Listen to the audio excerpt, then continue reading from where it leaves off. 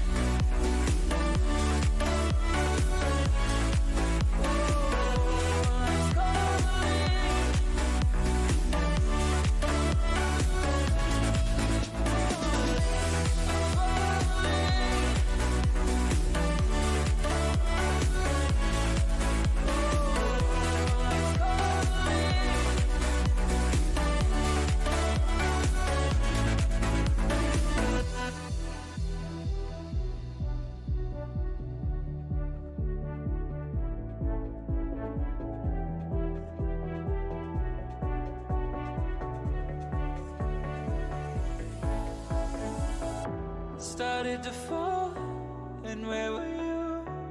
How could I know you were falling too? Grabbing the wind, cutting my skin, but it's hard because I'm falling.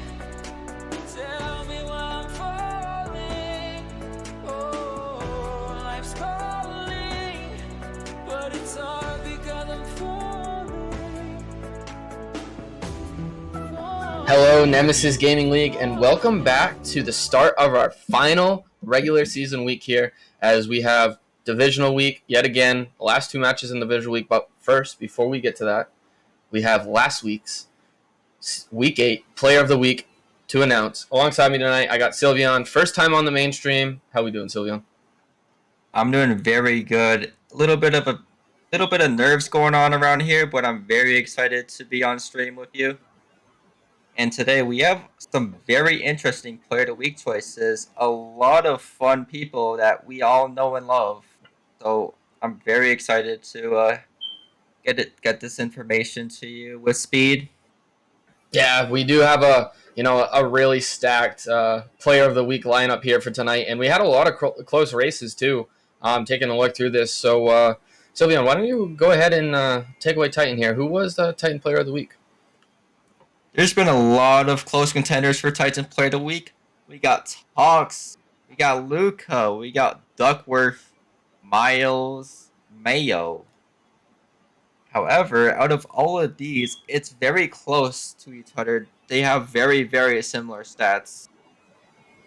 But however, Titan player of the week will have to go to Duckworth from Nebula, popping off with 518 points per game, getting that win versus Inferno, and even doing really good against Phoenix despite being swept.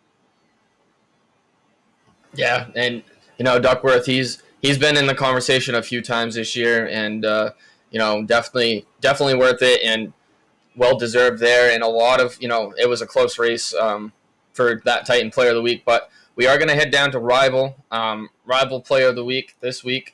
Again, another really you'd think it would be as close of a race as Titan and how Rival has been this season, but some names up there. Pelosa, he popped off in a couple games that he played. Seabiscuit, Drago, Luis looking really good through 8 games. Crafty Dominus. But this week, man, the myth, the legend himself, getting his first player of the week this season. I know he got edged out a couple times. Is going to go to Mayo for Hydra. And again, you listed him off in that Titan League as well. He was up there in the running for the Titan player of the week, even though he's a rival player. So hats off to Mayo and, finally getting that rival player of the week he's been searching for. Yeah, very close to taking a Week 7 play of the week, being slightly overtaken by iTrash on the Chimeras. However, he gets this one thanks to his insane performance. As you said, like over 200 more score on average compared to other contenders. Yeah, 672 score through 6 games, 2.67 goals, 2.17 saves, and 0.67 assists per game. So, kind of hard to beat that when a man's popping off for 670 points, almost 700 points a game. Absolutely. So, congratulations to Mayo on Hydra. Next, we go to Challenger. And there's been a lot of close contenders for Challenger. There's been Cottony, Geo. There's been Mr. X Climax, Kratos. Dr. Waffle seems to be up there, but he's not a challenger. There's Isaac, and there's Jaegers. Out of all of these, though, the winner of Challenger Play of the Week is Isaac, 466 points per game. And a lot of people wanted this to happen during the last Play of the Week reveal. Looking at you, Owini. Yeah, and again, all season long, Isaac has just been popping off and kind of destroying this Challenger League as a top name in this Challenger League, and he's been in the conversation. I feel like almost every week, and it's nice to see some new names up on that list as well. Mango's up there. He's been looking pretty good as of late as well, and so but. Isaac, again, just unbelievable performance, popping off yet again in the Challenger League, and is going to take that one. But we are going to head ourselves down to the Prospect League, where you and I both reside, Sylveon. And, this one was also a really, really close race. You had OK Tiny up there, Beast Mode up there, Teammates there for Velocity, Mary for the Gladiators, Redwater for the Bandits, Midnight, Big C-Dubs. All really good names. Sylveon, you're up there. You were in contention here for this week. But who's going to take it this week is going to be Mitso, averaging 519 points a game, 1.75 goals, and 1.5 saves as well, on a crazy 40% shooting percentage as well. So, hats off to Mitso. Warhawks, they're battling it out. They're close in that, playoff play-in hunt right there, as a lot of teams in Prospect are there. So it was definitely needed for him to pop off, and well-deserved as well. As, we played him a couple weeks ago, and he was definitely pretty cracked. Mitso, the Warhawk powerhouse. This week, he's facing Vipers and Bandits to try and clinch these playoff spots, and it's already a good sign as they swept the Vipers just recently. Now, we go into Novice, where there's been a lot of close contenders, just like all other leagues. These scores very, very similar to each other. We got Karis, I don't know if I pronounced that wrong or right, I'm sorry. TTV Mr. Marino, Old Snipsy, Ambi Outcast, Light Knight, Jeff Masters, One Pop Shop, One Paranoid Monk, and 7 Sub-Zero, and Brainy the Blade 25. However, out of all of these, Play of the Week for this week will have to go to Flight Knight from the Ninjas, averaging 501 points per game, 3.38 shots per game, 1.12 goals per game, and 1.88 saves per game on average. Yeah, Flight Knight, he's having an unreal season here. My player, I just traded for him off of Genesis, got him over on the Ninjas, and him and Outcast have been, dueling it out here, and they kind of were fighting for it for a little bit, but they decided as a team that they were going to try to let Flight Knight get the Player of the Week this week, trying to give him a little more chances because they knew he had such a strong, heavy first game. first series last week. So, great to see my players up there, fighting for the player of the week. But, a lot of novice players out there that are really good this season. Jeff Masters has been up there all season long. Same thing with um, Paranoid Monk, One Pop. They've been up there. Some of these other players, Icarus, didn't quite have enough games played. But in the games he did play, he would have been in contention had he, gotten quite a few more games in last week. As you do remember, you have to play in at least 6 games through the 2 series to be in contention to get the Player of the Week award. So unfortunate that some of those players didn't quite reach the 6 games. There was a couple players with 5, but this week's Player of the Weeks, they're definitely well deserved. Taking a look at all these stats, and I'm excited to see who's going to finish up really strong here in this last week, Sylveon, and who's going to propel their teams and secure those last few play-in/playoff spots. Yeah, all these divisional rivalries, have been going on lately. There's 2 more games left, and there's a lot of close teams. Not many have actually made the play-ins or the playoffs yet. There's some leagues. There's a few going on there. However, I'm really excited to see what happens finishing off this season, and hope it all goes well. Yeah, and so speaking of that, we are going to get ready to go ahead into our first matchup of the night, which is going to be a great divisional, matchup here between Ascension and the Raptors, and they're both tied. They're tied at 14-2. They're looking pretty good, but I'll send this one to Puggles and is Charles here, as they are going to take away this game, and they're going to bring you that cast, and they'll tell you a little bit more about that one. So have a good night, everyone, and enjoy the stream. And here's Puggles and is Charles. Alrighty, thank you, Speed. And as Speed did just say, I am joined here by It's Charles, a newcomer here. How's it going, It's Charles? It's going all right. Just a little nervous, but I'm excited for the Raptors and Ascension matchup. You got the first seed going up against, or they're fighting for the first seed, and they're first and third in the power ranking. So, it's going to be a very heavy duty matchup going into this one. Yeah, absolutely. All of these both of these teams, 14-2. This is gonna pretty much clinch their division as long as nobody else throws in the later in the week. So, an important game. I know I had a similar game to this last week.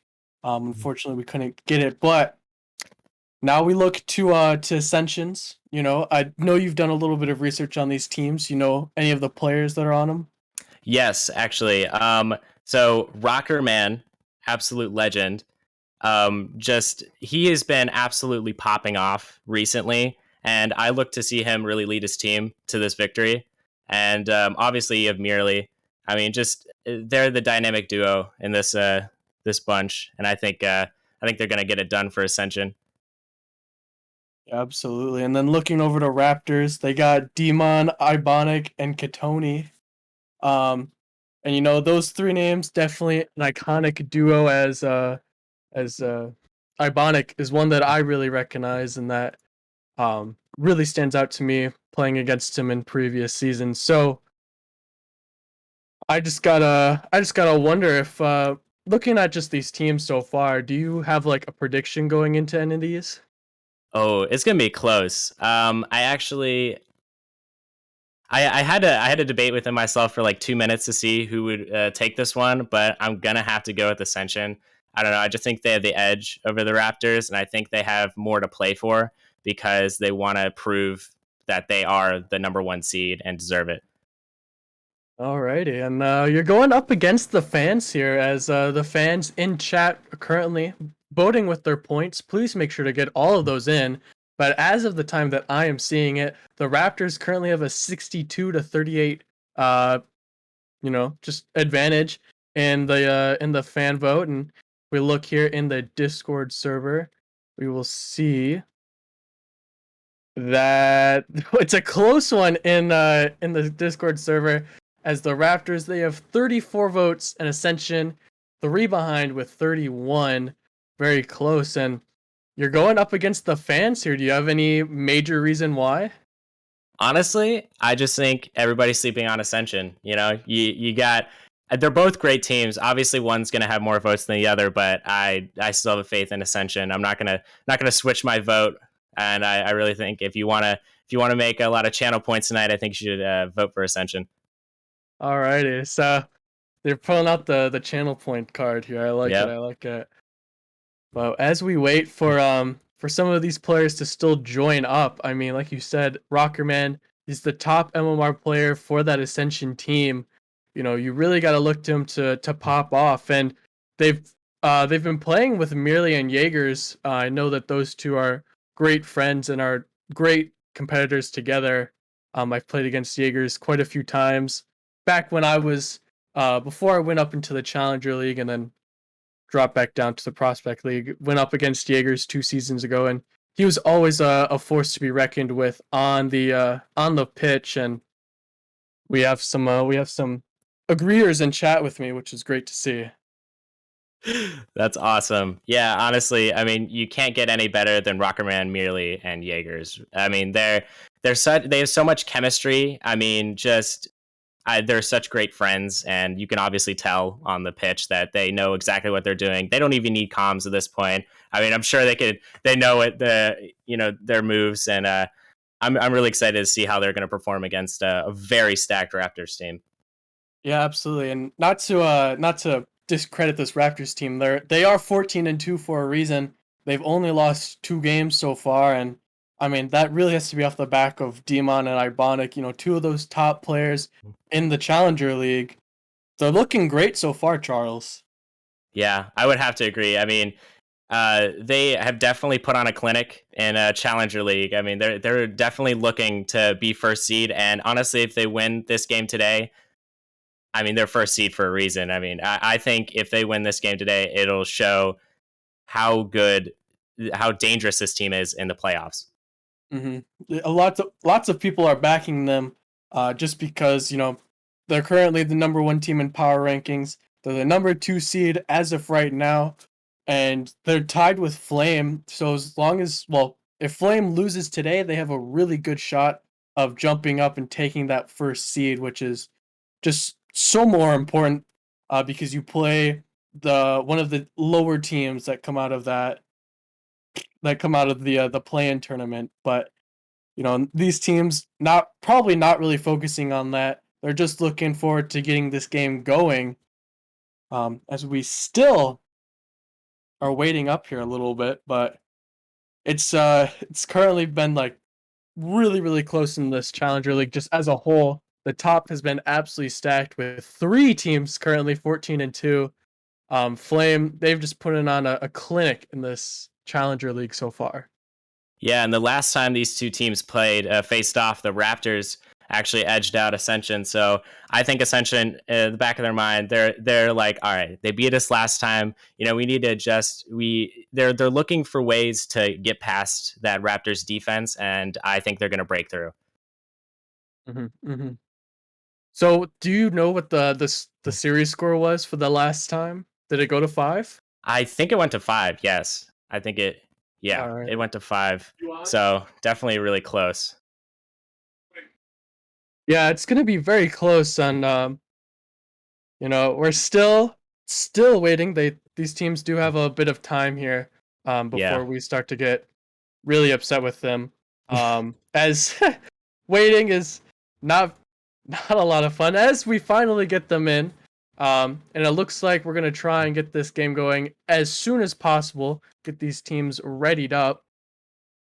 But like you said, you have Ascension taking it. I'm personally gonna have to disagree with you. Go with the fans. Go with the power rankings team, and say that Raptors are gonna take it. But I did see that they brought in a sub up from the Prospect League of Sanitario, replacing one of these players. So it's gonna be interesting to see how Raptors adapt to that. Ooh, I really do like Sanitario. I actually watched a scrimmage from him yesterday, and he seemed really on fire. He was really leading his team in the scrimmage yesterday, and I'm curious to find out if we're going to see the same type of performance in this game. As everyone is loaded up and we're getting ready for the first kickoff. Once again, this is for the top of the division for the Challenger League. This could push either of these teams into the number 1 seed. And Jaegers, he's going to start us off early with a little bit of a miss here on the defensive end. Yeah, I just think the kickoff really important. You got to send it to the wall. You got to make sure it gets there, and the follow up. I mean, that's just a lot of skill on that ball, and he's obviously going to put that one in.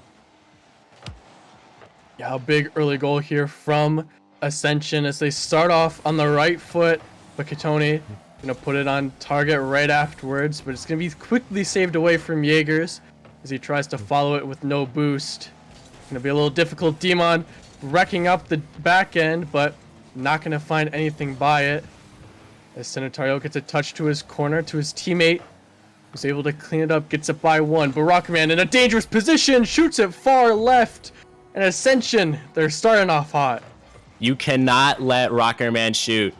He has so much time and space. It's going to be in every single time. And what a shot. Putting it to the left, there was no chance for the goalie to save that one. Yeah, a very difficult one to save for anyone in the net, especially for a sub-up prospect.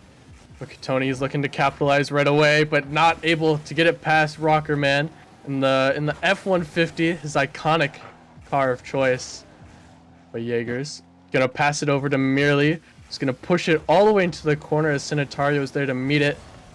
Sanitario, he's gonna break it out with one of his teammates, steals the corner boost, gonna stick on it, but not able to get a touch past Jaegers as Jaegers, he gets by 2. A little bit of a whiff there from Rockerman. But Jaegers able to clean it up, pass it over to Merely, not able to find it on target. And now we finally see a little bit of pressure coming out from this Raptors team as Demon, a huge shot, saved away from Merely. And Rockerman already there to clean it up. But the ball still in a dangerous position. So Merely's going to walk it out, gets tackled by 1. He's going to have to 50 another. As Sanitario sends it into the red corner. Demon there, able to take it away from Rockerman and push it over to the middle, but Jaegers able to clear it out once again. And now we have a bit of a slow in the pace here. We're seeing the ball boom back and forth, Charles. What does this Raptors team need to do in order to break this Ascension defense? I think it's quite simple. If you think about it in the grand scheme of things, I think you need to get behind the net, because you're going to have Jaegers, Merely, and Rockerman trying to save the ball with everything they've got, and you got to get into their face and make them jump around a little bit, get them a little scared and sporadic, and I think that's what they're trying to do, but they need to do it in 2 minutes and 48 seconds. I'm kind of excited to see if they'll pull this one off. Yeah, they definitely need to break this defense. You know, this trio here of Ascension is just a defensive powerhouse when they're on. And so far, they've been playing the lights out. Sanitario gets it by 1, but not able to get it by Jaegers. So he's going to break it out, pass it into the midfield. Merely ready for Demon's touch. See, 50's 1, and Sanitario's already up, but he's not going to be able to read it. Jaegers has a free ball, a one-on-one, a huge hook shot, not able to go in, but he doubles it off the post. And Ascension, they're starting to run away. Yeah, Sanitario, unfortunate mistake. He realized it at the last second, and Jaegers is going to punish you every single time. I love the decision making. He puts it to the post and waits for the defender to jump. I just think that is a very nice, and it's a very safe play to get the goal. It is now 3-0. Yeah, huge lead here as it's looking more and more difficult for this Raptors team to come back. Jaegers, he's putting off the backboard. He's looking for the double tap, not able to hit it, but Merely is there, able to clean up. Wow. Just the pass by Jaegers, and I love the double tap attempt. Didn't really quite get it, but Merely's going to slot that in because Cottony thought he was going to go high. Merely just really good on his shot placement, and, you know, it's just, I need to see the Raptors really, I haven't seen them in the offensive zone as much as I would like to. They've been just kind of in their own zone, and I need them to push up if they want to at least make it a game going down farther in the stretch. Mm-hmm.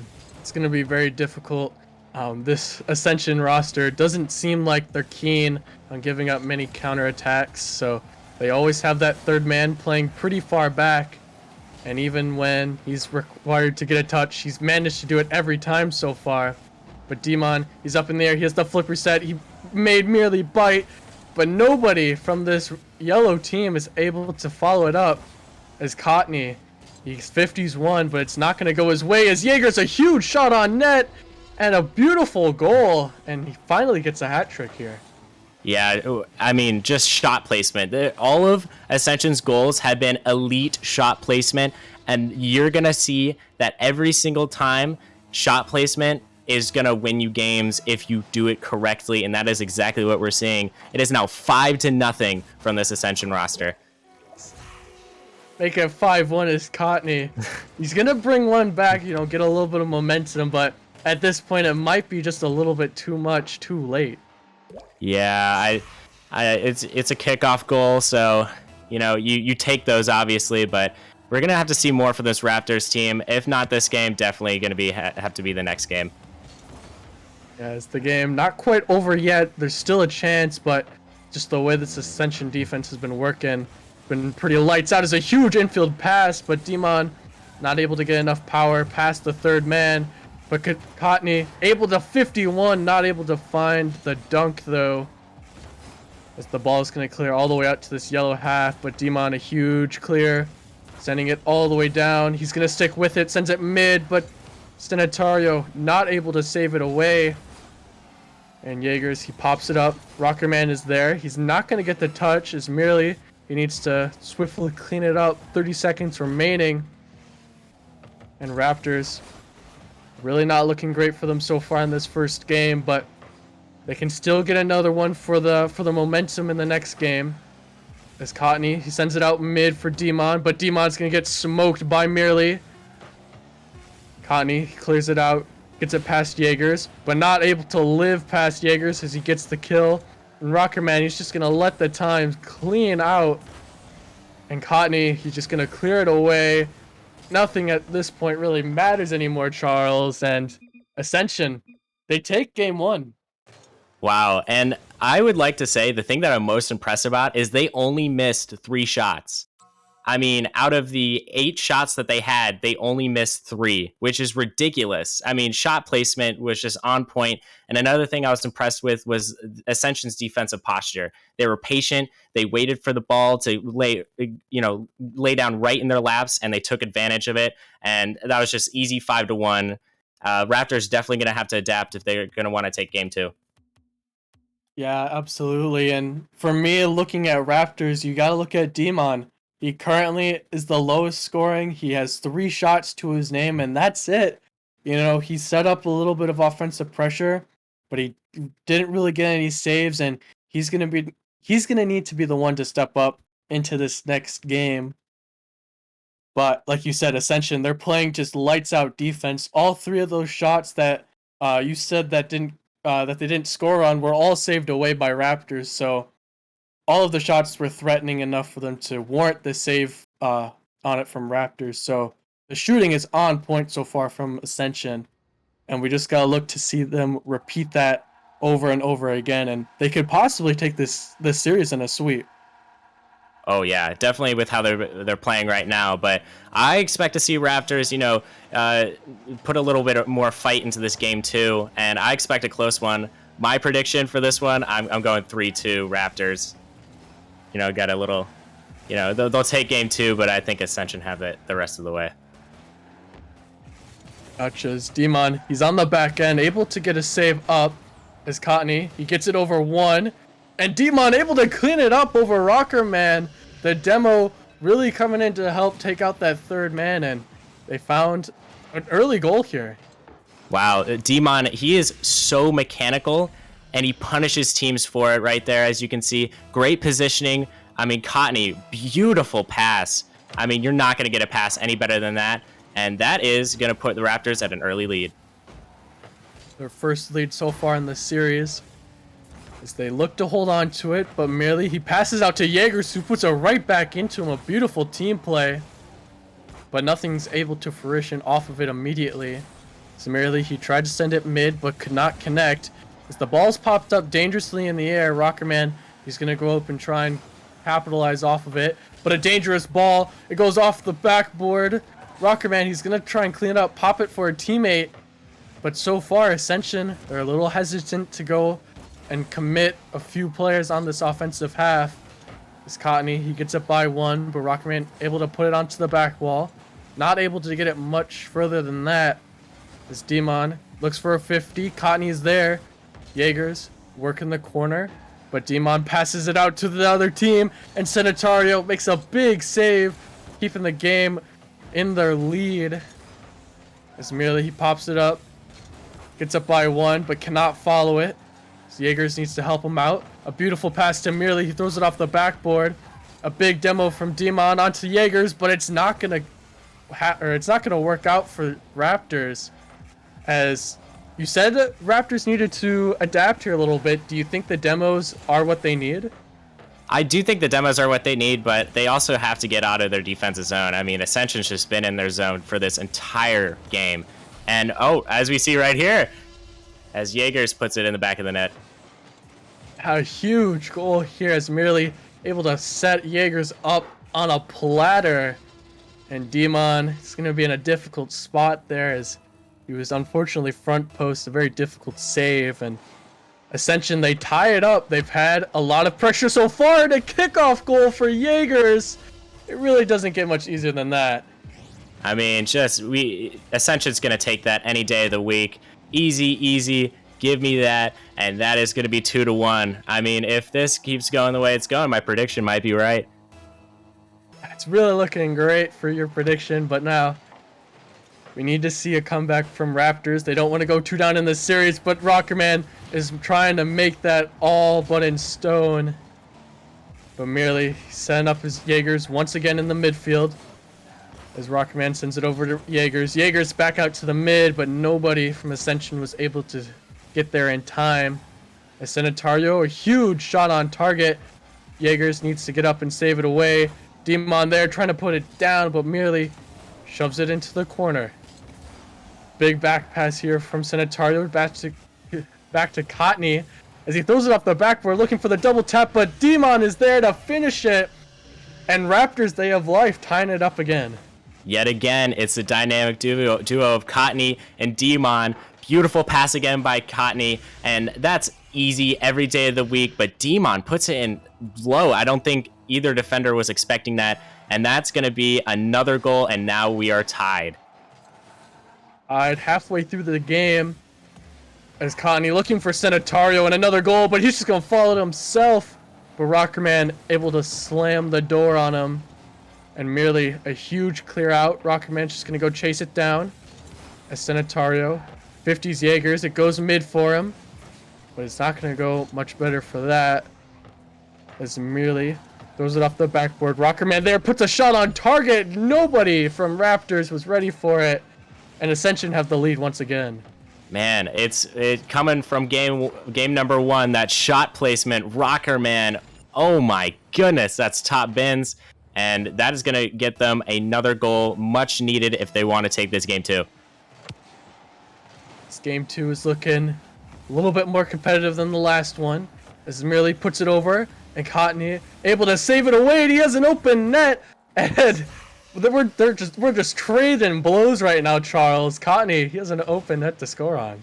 They are trading blows, but I mean, if Ascension's been attacking them all game in their end, there has to be an opening, and Cottony found it, and he executed. What a beautiful ball, as Cottony definitely really wants this game, and he's willing his team to a win in game number 2. Yes, that win was going to put him onto the match point for the series. So he did already take game 1, but Jaegers is going to try and get Cottony off the ball, but Cottony stays on it. He 50s one. It's an open net for Sanitario, but he's not able to find it. And Demon, he's going to put it just wide as well. And a big demo there from Demon, putting merely off the ball. But Jaegers going to look for the 50, but neither of them connect. Demon taking up the sidewall. Sends it mid off of Rockerman's 50. And Demon, he needs to scramble to save it away. Rockerman throwing into the corner, hoping for the best. As Jaegers, he's looking to do the same. Working the corner, pops it out mid for one, but Cottony able to meet Rockerman there. Demon throws it off the wall, and a huge clear out as Jaegers sends it back on target, but Cottony able to save it away. Puts it out to Demon, who's already up in the air. Gets it by 2, just has to beat Merely as Sanatario's there, puts it way over the net, and Merely is a pretty good clear away. But Cottony, he's up on the sidewall. 50's one. Rockerman is there. Demon able to throw it off to the sidewall. Sanitario has an open net to shoot at, but not quite enough power as Merely puts it into the corner where Jaegers can facilitate it a little bit. But Cottony off the backboard. He's going to look for the double tap, and a dangerous look that is. And Merely throwing it over to Jaegers. They're trying to clear out the time. But Cottony says no. At last chance. The ball is still up. It's over. Sanitario. Will Demon be there in time? No. And we got overtime in game 2. Wow, I'm sensing a little bit of nerves from Sanitario, but hopefully all those nerves will go away while we continue to play some more games here. And as the shot goes up, and he makes a great save right there. Whew. He makes a great save, but unfortunately, none of his teammates were able to clean up for him. As Demon, he gets one, but not the important one, and merely just has pretty much an open net to shoot at. And Ascension, they take game 2, and they're looking great while doing it. Yeah, although my prediction wasn't correct, I'm so glad with the Ascension winning that. I think Rockerman had an amazing game, but I have to give this game's MVP definitely to Jaegers. He put on a clinic in the Raptors zone. I just think everybody, all 3 players on Ascension were just in the Raptors zone, and they were looking for that next goal, and they kept finding them time and time again. And I think that's going to be the key if they want to get a sweep here. Yeah, they're just so good at playing together. This is probably one of the most together team that I've ever seen play. But you got to look over to Raptors. They have life now after that game. They sent it to an overtime. They got more than one goal, which is better from last time. But unfortunately, they still lose it. And now they need to reverse sweep here. Yeah, I mean, anything's possible, especially with this Raptors team. They are star-studded over here. But I just think Sanitario needs to, take a deep breath. I can tell he's nervous, and I think once he settles those nerves, he's going to be a very dangerous player on the pitch. Absolutely. He had a few shooting chances that he unfortunately just put a little up and over. And we got to see him get up, literally up and over the ball a little bit more and find a little bit more accuracy. But until that happens, it's really going to rely on Demon and Cottony to really will this team on the offensive side. As Sanitario, he hasn't played bad on the defensive end, though. I would have to agree. I mean, he's definitely been very stout, and he's been stopping some of those shots that otherwise might have gone in. And, he's definitely been a force on the defense. We're just going to have to see more offense out of him. And I know we can see more offense out of him because he is an excellent player.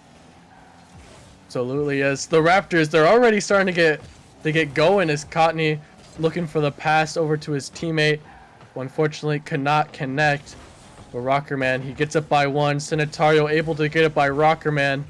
The trades of possession going in favor of Raptors as it's in the Ascension half so far, but Rockerman able to clean it up the ball, puts it on target. Sanitario standing big in the defensive end once again as Cottony gets it over Merely, tries to get it past Rockerman, but again, Rockerman able to hold strong in the defensive end. That's really what we've seen from him so far is this defensive end from Rockerman. I didn't know he had it in him.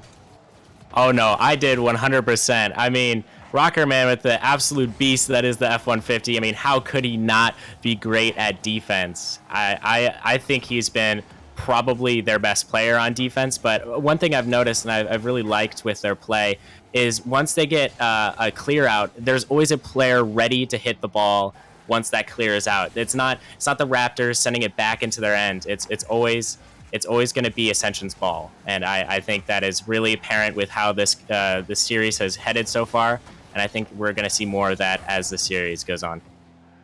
Yeah, those passes really dangerous, but we really got to see those double commits, calm down a little bit. We did just see one from the Ascension side as something that I personally have never seen so far in this series, but it may not be a good sign of what to come.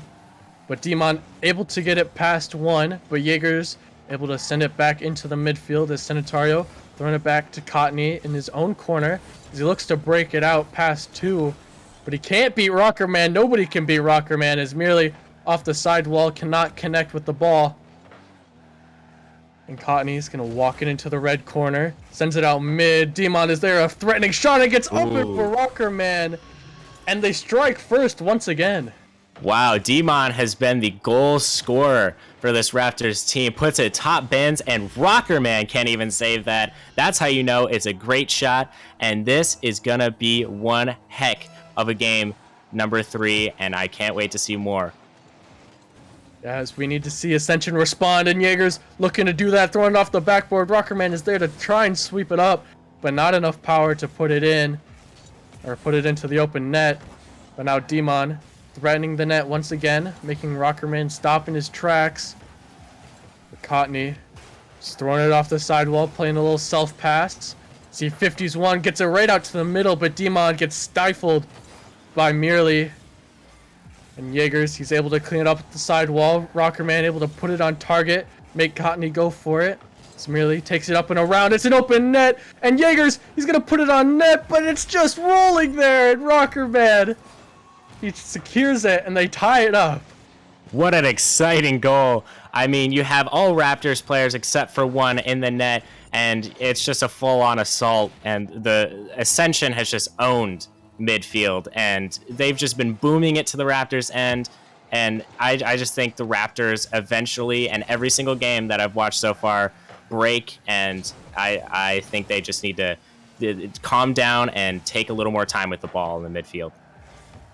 Yeah, as the defender there, he did look a little awkward, and especially in the midfield, that's where the battle is definitely being won for Ascension, as we are seeing these big clears over them, and they're just struggling to get it out afterwards.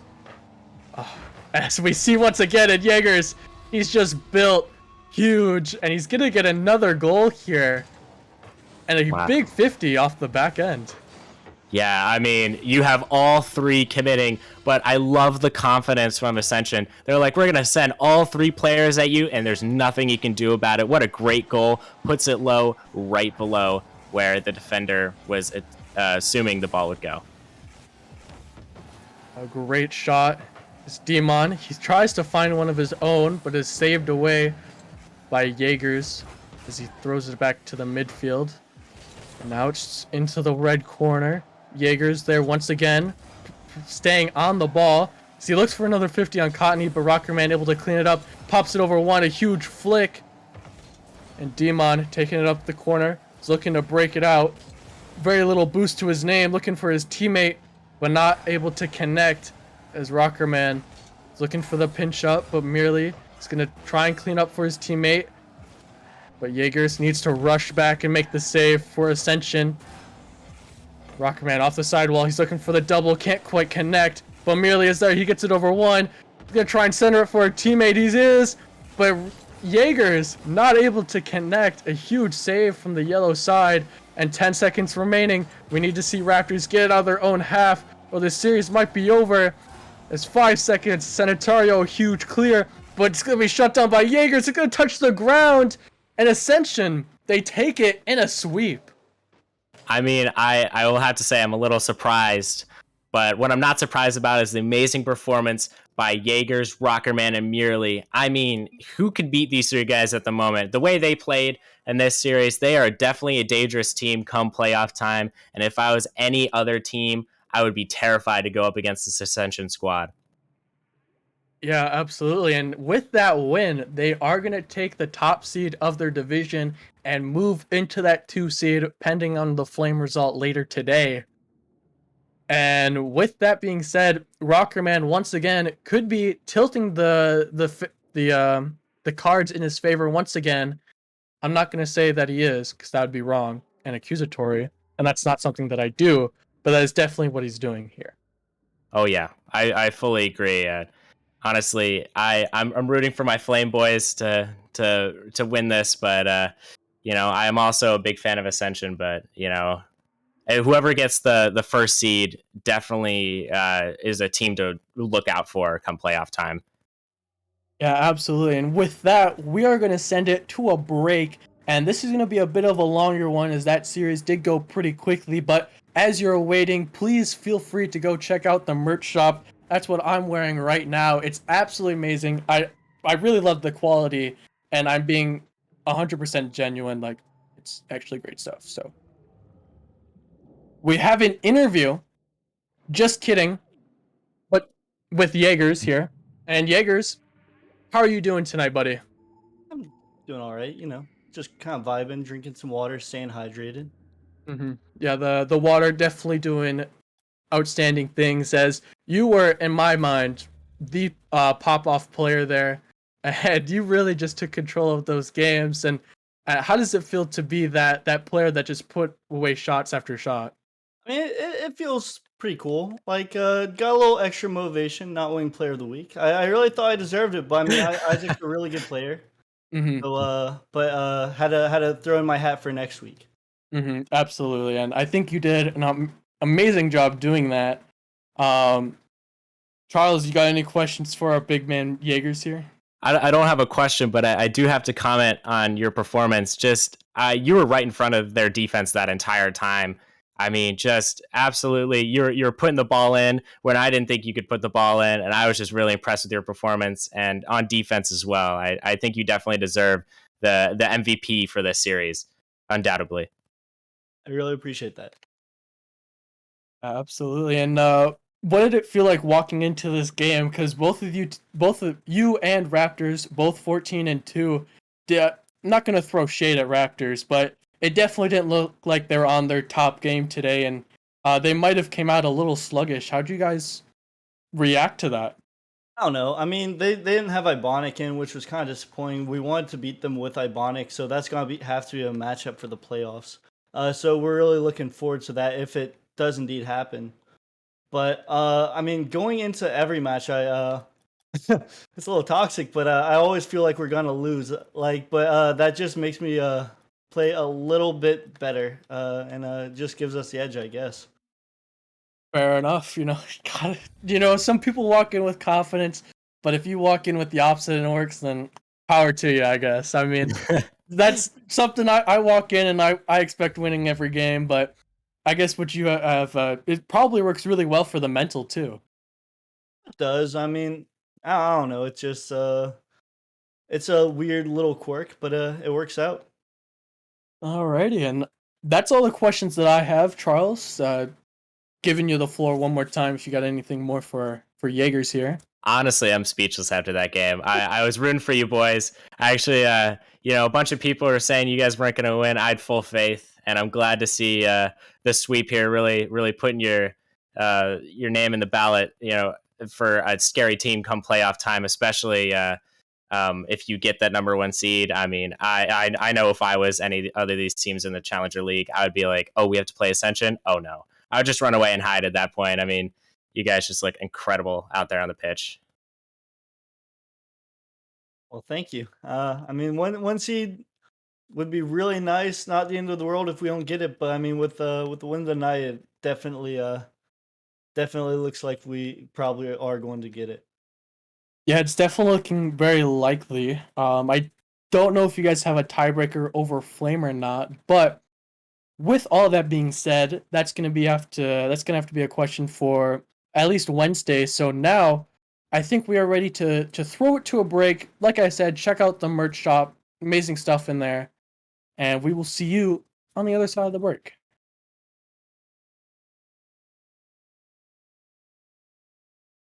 Infinite power, power, power, power. Infinite power, infinite power,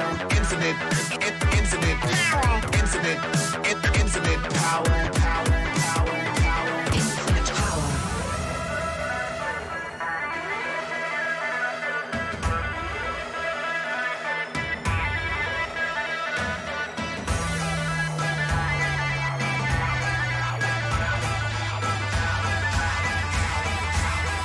Infinite power.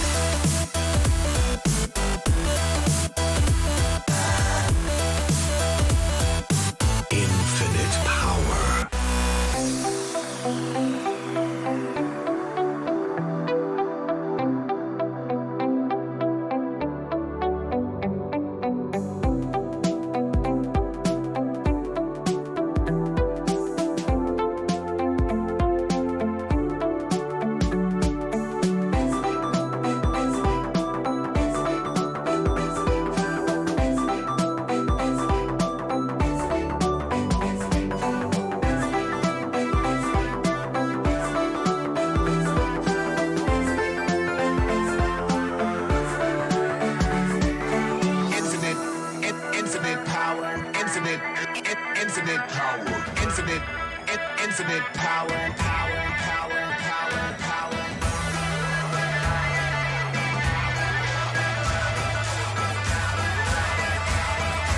Infinite power.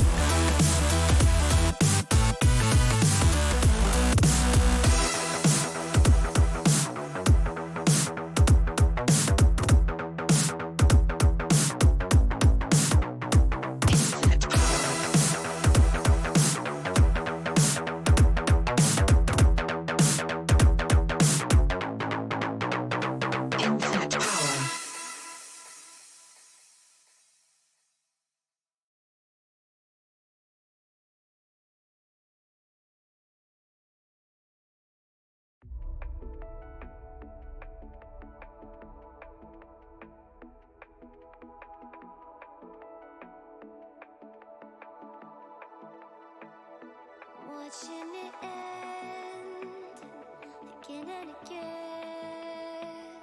I feel it in waves, you follow me. I'm drifting to places I should leave. So close to the edge of something so perfect. We were too scared to take the leap. I'm missing the way we used to be. Let me go. Let me in this mess I'm falling. Never know. Can't find a reason why. Couldn't get any closer. Can't find a reason why. Couldn't get any closer. Can't find a reason why. Couldn't get any closer. Oh my! Pugs with a chance. We'll try and take advantage of it. Oh my! What a save! They will make you pay for it. As Luca going for the musty, and Caden up. Caden shoots. Oh my! Caden scored. The flip reset, looking for the shot. He will find it.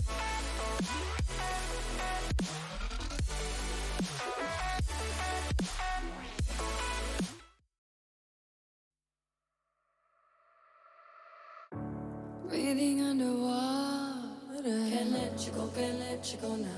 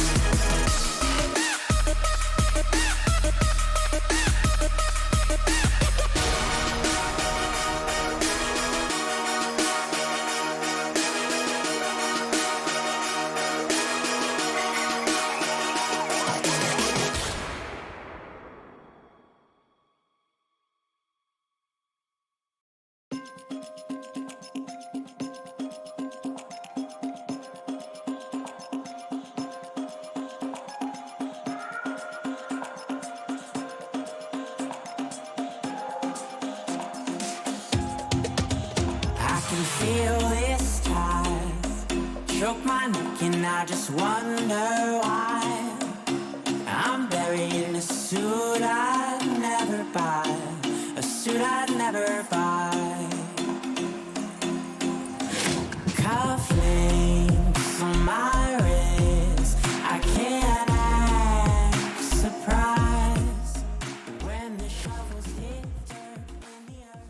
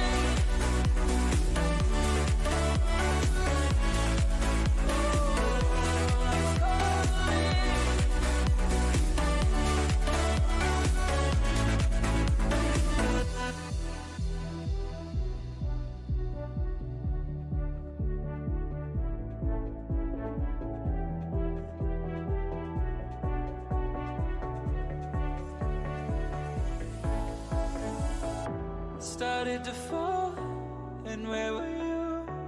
How could I know you were falling too? Grabbing the wind, cutting my skin, but it's hard because I'm falling. Tell me why I'm falling. Oh, life's calling, but it's hard because I'm falling. What is going on, everyone? Welcome back. We got the Ascension boys in the booth.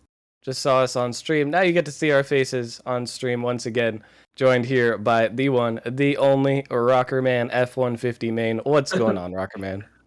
Not too much, barely. We caught the clean sweep on stream. Sometimes you can't give them all the content. Maybe it was content sweeping, one of the top teams in Challenger. But hey, I'm happy to be here, and we should have some more banger matches. Starting with this one, we have Vanguard and Venganza battle for the final playoff spot in the Titan League. So it's gonna be a spicy one. Yeah, and this is a really important one. Vanguard slumping a little bit towards the end here after having a really hot start, and Venganza been solid at 10-6 there. These guys are very close in record, but we should have a nice matchup on our hands as we've got, I believe it's the Arrow versus Bubs, so a little bit of rivalry in this matchup as well. Yeah, definitely a little bit of rivalry. Bubs and Arrow, they've been around the Titan League for a while. Two of those mechanical players. I know they were messing around a 6-man's Caster's Workshop yesterday, so they have some experience playing together and playing against each other. So yeah, I'm excited to see. But like you mentioned, Vanguard, they had an amazing start to the season, merely 7-1, I believe, to start the season, and then it's been rough the last couple of games. I don't really know what happened to them, but they are 2-6 in their last 8. So a little bit rough as of recent. But Venganza, on the other hand, merely they have been on a roll. I don't want to misquote, but I think they're on like a 5 or a 6 match winning streak right now. So we get kind of two opposite ends of the spectrum here coming to this one. Yeah, so both of these teams, I mean, we know they're at the top of the Titan. They're pretty good, pretty solid up there, but they have some inconsistencies. So I could see either one taking this, but I got to bring it to you, Rockerman. Who do you have win this one? Merely, I think that Vanguard is going to stop the slump here. They've had a couple of rough games, but I think that this is the one where they're going to bounce back. I know Venganza, I believe they're pretty high up there in the power rankings this week. So I'm going with them. I got Vanguard. I'm going slightly against the Venganza prediction here in the Discord. So I'm going with Vanguard. I'll give it 5 here. Good 5 for this one. We would love to see a solid 5-game series after the last one was a little bit abrupt and already off the bat. Bub's gonna muscle this one in for the first goal of the game. Yeah, that one a little bit of an awkward kickoff there, and Zera just stuck by himself as that one just drops to the net. And hey, that is one way to start a series there, really. That's actually the exact same start we saw in the last series with a kickoff goal.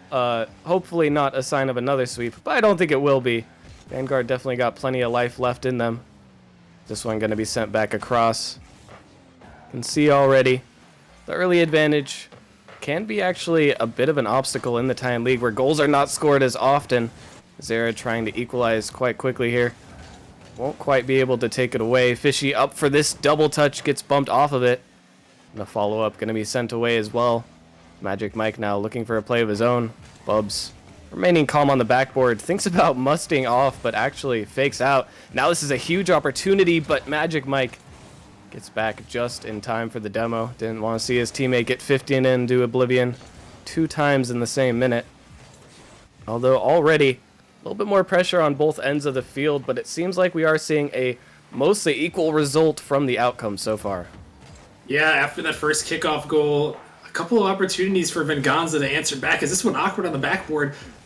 But it's going to be stuck back in their zone. And yeah, Vanguard trying to get something going against this roster who we didn't really touch too much on the roster, but Venganza, this roster's been together for a little bit. No Fishy back on Venganza here with Ladog and Bub. So these guys have had a lot of experience playing with each other. Definitely a dangerous team. And then Arrow, Almost Magic Mike, and Zera. I mean, Arrow just one of the most mechanical players in all of Nemesis. And then Zera, a newcomer, and Almost Magic Mike, a returner who's been around in Nemesis. So it's still about even, but Venganza holding on to their early 1-goal advantage. We are starting to see why that advantage was so crucial.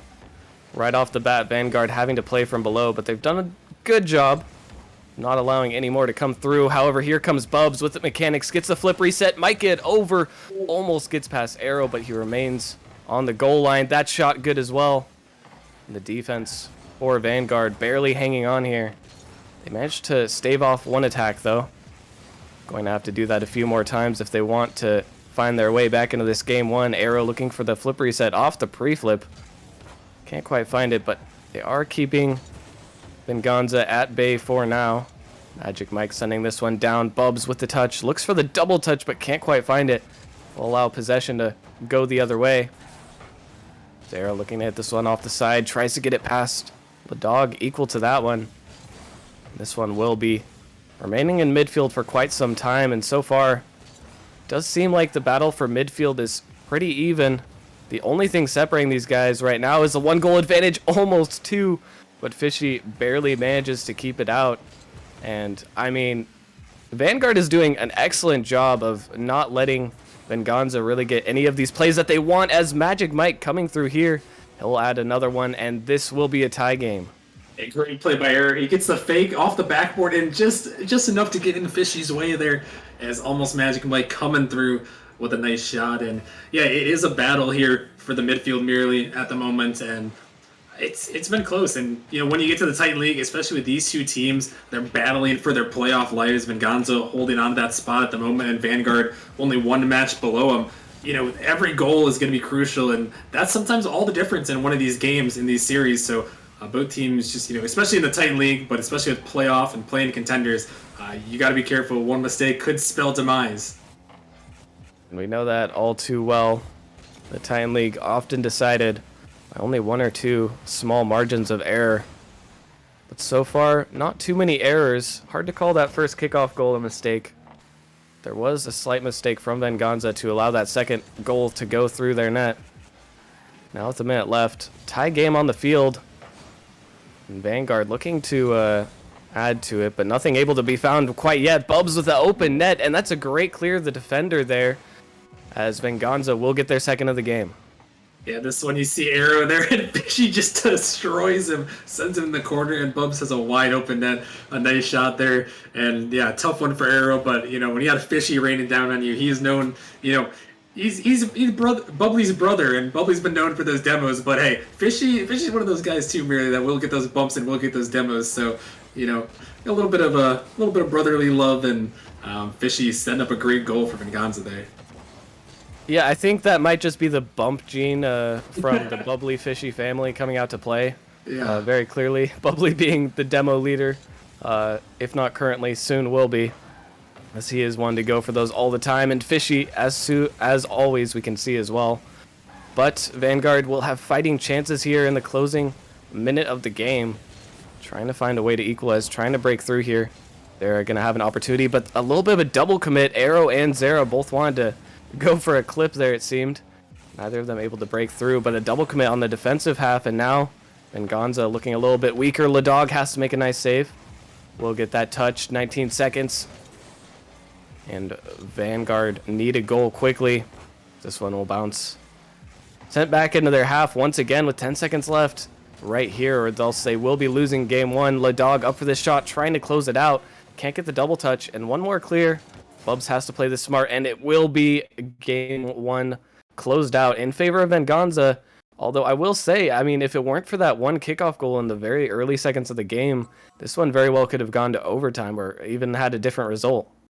Yeah, it really could have, but you have to credit Venganza for holding on strong there. I mean, they didn't quite lead in the shot department there. Merely Vanguard actually 8-5 on their end, but Venganza, they hit their shots when it mattered, and that's all it comes down to. In these games, you got to find your shots, find your opportunities, find those bumps even, which we saw Fishy get that huge bump to give them the lead, and Venganza just capitalized on the opportunities, and that's just what you love to see here, and for them to try to keep their run going and stay in that playoff position, a massive start. And I will say, for how mechanical both of these teams are, didn't really see too many high-level threatening shots that were difficult to deal with. There were a lot of saves on both ends of the pitch. Venganza taking more saves than Vanguard in this one. But still, nothing too much, although that was about to change as Arrow looking for the mechanical play of himself. Not quite able to find it this time, but looks like he is warming up, feeling a little bit more mechanic now. As Magic Mike trying to get this one middle, can't quite find the touch. Zera off the backboard, but Bubs is there, been solid on defense so far. He can't get the double touch, though. This one could be dangerous. Arrow can't find the double, but the shot is free. Arrow looking from the backboard. Can't quite find the read. And more scary situations for Venganza are developing. They're dealing with them all quite well as Fishy has to rush back to this one.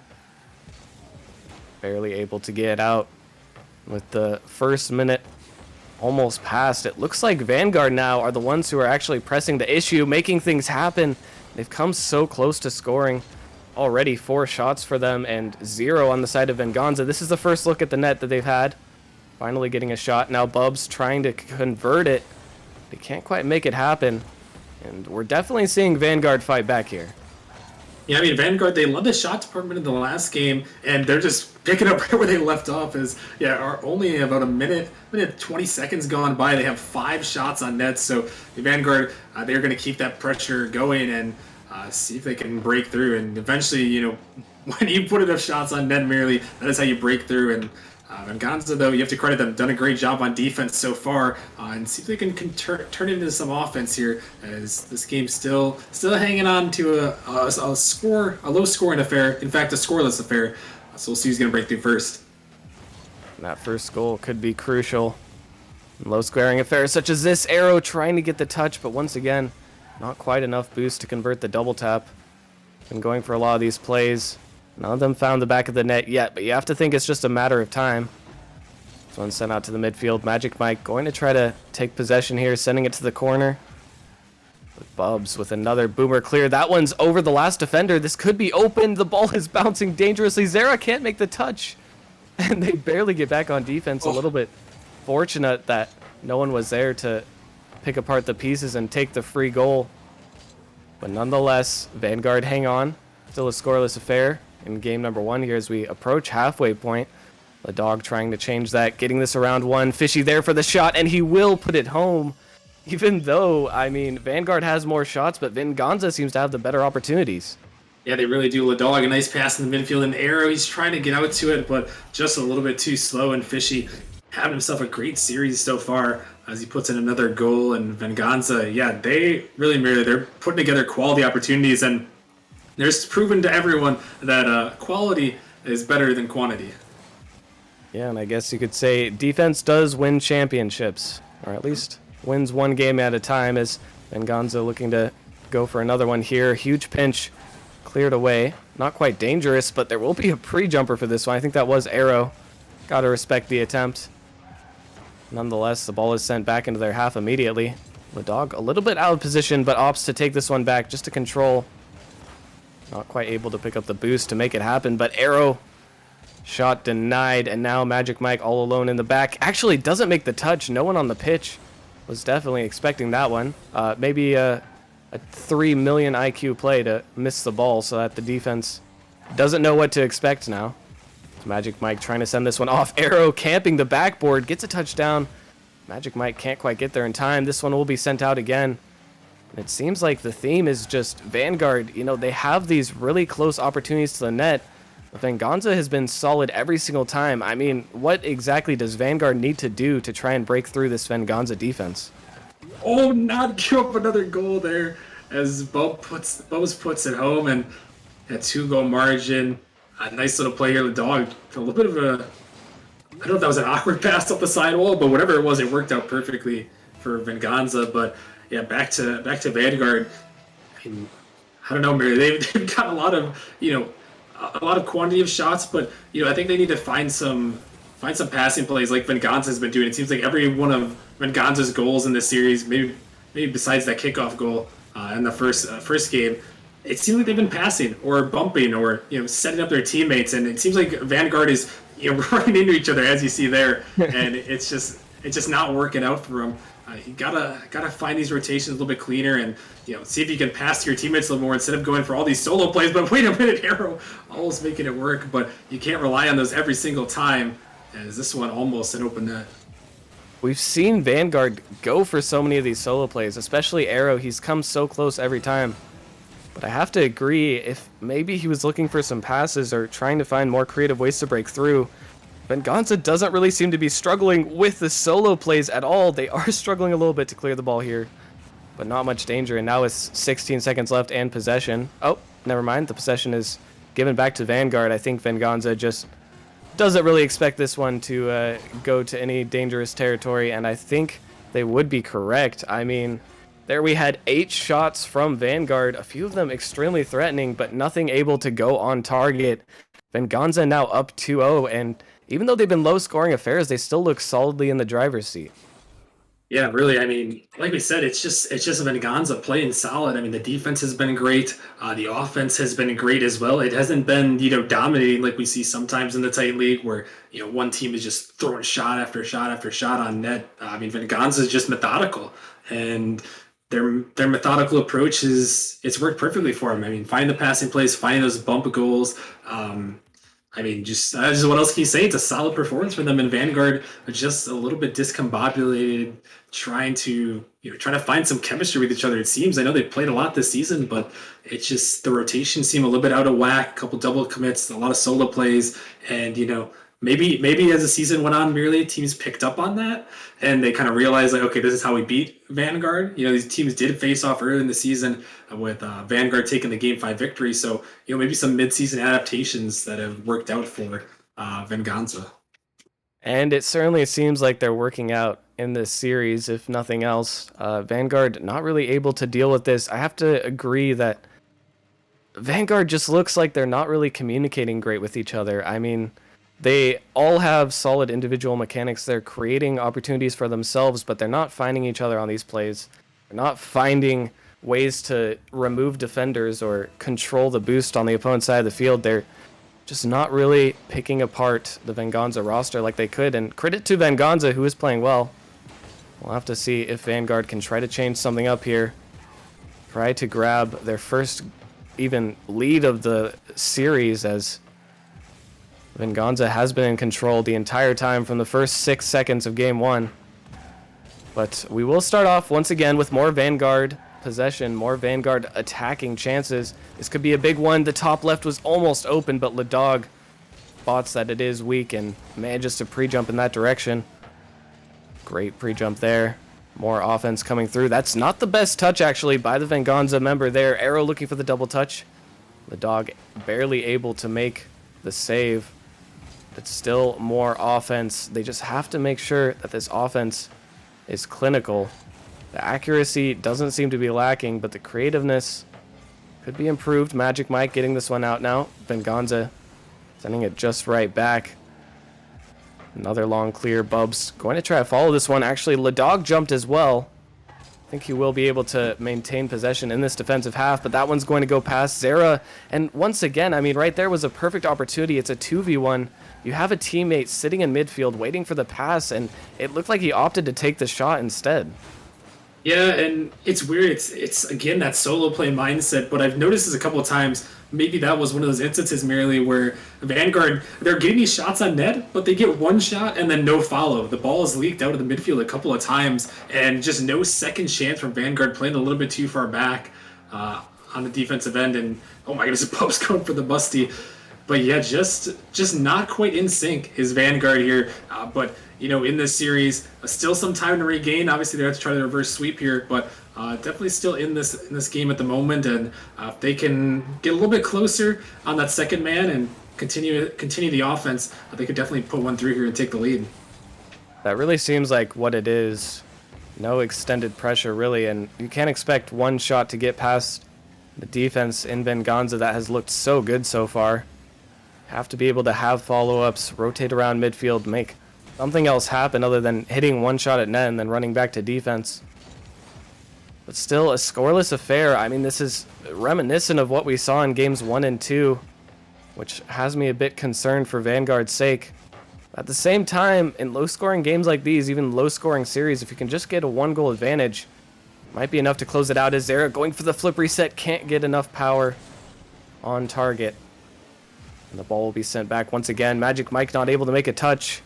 Zera will have to control this one. Fishy backflips, actually. This could be a huge opportunity. This should be a goal for Zera. Nice. And finally, Vanguard get their first lead of the series. Yeah, nice play by Zera. He baits in the first defender, and Fishy, he just got caught too far out. Maybe not expecting that quick counter. And Zera, just a huge play and a good momentum builder for his team. And now, you know, Vanguard got to build on this, got to play solid on the defense, maybe even add one more and keep things going. You got to start the reverse sweep somewhere, and that might be the place. It looked like just a mechanical error by Fishy there. Definitely not the kind of play that you can rely on to win an entire series, but once again, in a low-scoring affair like this, it might be enough to give them momentum, and Arrow coming through with a nice shot. Finally, Vanguard will find each other here. Yeah, there he goes. Zera just lofts it up, and it's about time one of those things worked. Really, I know Arrow was waiting down there a couple of times to try to get a shot, and that's just a beautiful read. I mean, we're so used to Arrow hitting shots like that, and a nice redirect, and that's what we're talking about. Build on the goal there that he scored, and find that second one, and now we'll see if they can haul it into a first victory of the series. They do have a little bit more work to do, even in this game. And Gonza have not been scoring in rapid succession. So as long as they can try to kill as much time as possible, should be a good. Zera almost looked like he had an open net there. I didn't see it from his perspective, so I don't really know if he could even see that was open. But more opportunities for Vanguard. Finally, their high amount of pressure is paying off. But now they just have to hold on for a minute longer. Arrow trying to break through here. Missed defender. Two missed touches by the defenders, actually, but a clutch demo on the last attacker. Bubs taking out Magic Mike, who was looking to pick up a free goal there. Won't be able to have it this time, but a dunk coming out. Fishy has to make a play on the ball. Trying to 50 towards the midfield. Vanguard still holding on for now, but that's not the double commit that you want to see. Pass across to Fishy. Sorry, I just put my new tooth in, so I can't talk very well right now. But we will be able to see this one go through. 30 seconds. Zera getting this one off the backboard. Ladog trying to get the double touch off the ceiling pinch. Can't quite make it happen. With 30 seconds left, looks like Vanguard may be able to hold on, taking at least one game in the reverse sweep. See if they can get at least one goal. Have to leave a little bit of time for themselves. Zera popping this one up. Magic Mike taking it to the corner, trying to get a second touch. He will find it, and this should confirm the win for Venganza here. Not much time left. Not enough time to score 2 goals, certainly. And, well, we've seen reverse sweeps before. We've even seen them this week, or last week, I should say, on Saturday. I mean, Vanguard still has a long road ahead of themselves, but this is a good sign here. Yeah, I mean, this is a great sign. I mean, finally some offensive pressure, and I mean, 2 nice little passing, well, 1 solo play, another nice little passing play. by Vanguard, and yeah, an impressive performance in that one. Merely, Vanguard looked like an actual team again. So we'll see. And Venganza, they kind of had the same MO that they did in the last couple of games, but they just didn't quite get their opportunities up enough. And that's the one thing when when you are methodical, if you don't get enough opportunities, the other team can capitalize and pick them apart. And Venganza only 3 shots in that one again. And then no goals to show for it. So that can be the danger sometimes in that one. So we'll have to see as we head into game number 4 if Vanguard can keep it rolling and see if they can pull off the reverse sweep. It's like you said, we've seen reverse sweeps before, but if they can pull this one off, I mean, what a huge win it would be. Absolutely. And that clinical play from Venganza, which worked so well in games 1 and 2, is difficult because you need to have near perfect defense in order to be able to win with low scoring affairs, which seems to be their go-to strategy. Once again, pulled it off well in game 1 and 2, but they can't keep these shots from Vanguard out of their net. And they're going to have a tough time being able to convert games. Zera coming through here, trying to look for one off the backboard. Sent away once again, but Arrow with the pre-flip, looking for the air dribble, gets it to Bubs, kills it on the goal line. But Bubs got the better of that 50. Sending it right back out. Now Zera looking for a play here. Gets the flip reset. Can't get it over the defender, though. It'll be sent right back. Already off the bat, I mean, we're just seeing... It does not look like Vanguard wants to adapt their strategy one bit. They are just sending shot after shot and hoping that they can score enough to win these games. Yeah, I mean... If that's your strategy, Muriel, you can't shy away from it, even if you're down 2-0 in this series. I know some teams like to make adaptations, but really, once you're this far in the season, you got to play to your strengths, and you got to keep it going, and Vanguard is really trying to, as Bubbles picks up a save your middle already, as Zera, oh my goodness, Zera is the double tap, oh my goodness, Zera! And Zera popping off here, gets it from the downward momentum, popping it high off the backboard, and the perfect touch to keep it high enough where Ladog could not get to it. A beautiful play there, and all of a sudden Vanguard, with the momentum of last game, building on it in this game too, they can get another lead. All they have to do is try and keep this momentum going. Don't go high off the backboard. No threatening shots there just yet for Venganza. And with some time elapsing, they might want to reconsider their own strategy of just trying to play solidly.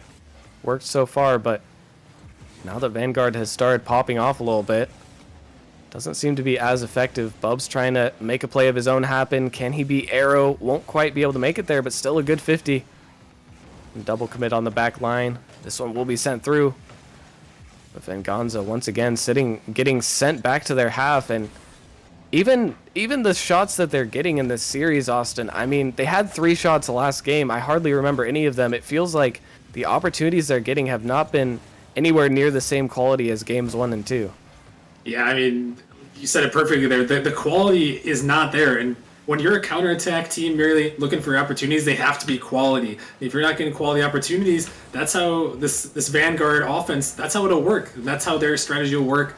It's kind of cool to see these two opposing strategies, because Vanguard all offense, Venganza all counterattack. So, it's definitely exciting. But for Venganza, you have to find the quality. You have to look for these passing plays and not get suffocated by this Vanguard squad. Because I think Vanguard, again, with all their pressure, stealing those boosts, it can be really hard to counterattack sometimes. And we've seen it here best. Now that Vanguard is not leaving really clear openings, it's much more difficult for Venganza to make those counterattacks work and pick apart the defenses on a quick transition. Transitions might have to be even quicker, as Arrow looking for a play off the wall, looking for the flip reset, can't quite find it with low boost. Gonna be sent back to his half once again. But a double commit there from Venganza, and they are not looking like the same team we saw earlier. Magic Mike can't get back to this one. I don't know if that was going in, but Venganza, I mean, even without quality opportunities, they're still getting goals. Oh, that one does look like it's going in. I thought for a second there that Magic Mike just own goaled that one, but he had to try to get a touch, and Venganza, they are going to take that one, and you got to be happy if you're Venganza. You finally found a good counterattack. It's unfortunate it turns out to be an own goal from Vanguard, but Venganza will be happy to take that, and now the pressure is solely back on Vanguard's shoulders. A tie game once again. Venganza has looked good from this position, but we actually have a Rule 1 on the field as Arrow is locked up with Fishy there. That might be the best player on the roster of Vanguard, unfortunately, but we'll have to see if the twos mains can come away with this one. Which team will be the better 2v2 team? Magic Mike looking for the shot. Can't quite find it. Now Bubs trying to get this one off the wall, looking for the shot once again. That one is just off target, hitting the post, but still a good opportunity. Bubs gonna look for the redirect. Cut away once again. Ladog trying to find a shot here, and 50 seconds left. These teams either have to score one quickly or they have to hold on until overtime where they will have their teammates back. Bubs looking to close it out in regulation. Can't quite find it. This one's sent off the wall, and I'm interested to hear your thoughts. Who do you think this 2v2 favors here, Austin? I don't know. I know Bubs is a mechanical demon, and Ladog, I think he had 2K in twos, 2000 MMR that is. So I'm leaning towards Venganza here, but I mean, with only 25 seconds left, all these teams have to do is hold on, and they can get their roster back for overtime. So we'll have to see who can capitalize, or if they'll just hold on. It seems like we might be headed into overtime, but twos is a very quick game mode. If you thought the transitions into counterattacks were fast before, Bubs looking for the shot. That one just off, but Ladog with the follow-up.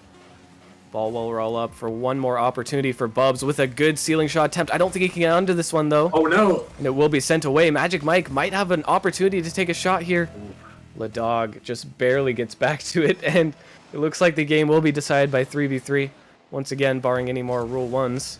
Arrow looking to take this one over the top of one, looking for the bump, but Fishy, not only is he great at getting bumps himself, but also phenomenal at avoiding them. Bubs gets the bump off one defender, but he accidentally got another touch. Ladog wasn't ready for that one.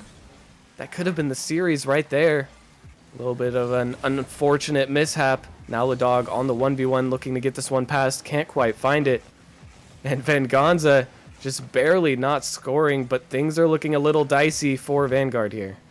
Yeah, it's a little bit sketchy, and they got to try to get back into their rotations. And don't let Venganza get on this counterattack as a little miss comes out. But a minute gone by in overtime. They desperately, Vanguard, need to force this if they're trying to pull off this reverse sweep. They have to get a goal here and send us to game 5. We'll see. We will have to see as Bubs taking this one to the back wall. Can't find the double touch in any quality position. Zara getting it past one. Shouldn't be enough to find a goal, but it does force the double commit. Have the defenders there. Ladog can't make the touch. Now Arrow with a free possession. But Bubs once again on the solid clears. Looking for Magic Mike over there. The shot lacking in accuracy. As once again the counterattack coming through for Venganza. Magic Mike trying to desperately to prevent that from happening.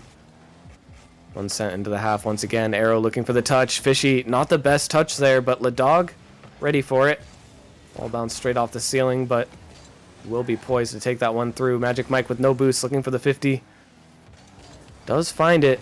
The ball is hanging awkwardly in midfield here. Arrow looking for the mechanical outplay. Gets it past Ladog, but Fishy will just be a little bit faster. Vanguard trying to press the issue here, trying to get the bumps on Bubs, but can't quite find that. I mean, we are looking at a bit of a stalemate here in overtime as neither team able to break through, and really, they've hardly even been able to get looks at the opponent's net so far. Yeah, it's been a lot of midfield plays. Here goes a passively Bubs trying to make it happen. But yeah, a lot of midfield play. I know both these teams, they don't want to give it up here. Venganza feeling the pressure of trying to avoid a reverse sweep attempt. And Vanguard, as Arrow, looking for the flipper, so he drops it down. Here comes the shot from Sarah. He clutches up, and we have game 5. Vanguard poised to bring this reverse sweep happening. And Vanguard will be able to find the clincher for game 5. Zara just barely sending it on off the mechanical outplay by Zara. What a play to bring us to game 5. And wow, okay, we knew these games were close. We knew the series could go either way, but what a way to finish off game 4. I mean, wow, that was an insane game. I mean, when he got to that 2v2 there, I was very concerned for Vanguard, but they got lucky there. I mean, well, not lucky. They played well, and I mean, just a huge performance from them. And Zara, he has really stepped up. I'm very impressed with him in these last couple of games. I mean, really just willing his team in this one. And now merely one game away from the reverse sweep. And if they do that, they can push themselves right back into the playoff picture. So a huge opportunity for them, and we're gonna have to see if Vanguard can close it off, or if Venganza can, try to shut the door. Because they look like they had him really. It was so close to being a sweep, but Vanguard, give him credit. Yeah, I mean, Vanguard has played really well against all odds to bring us back to a Game 5.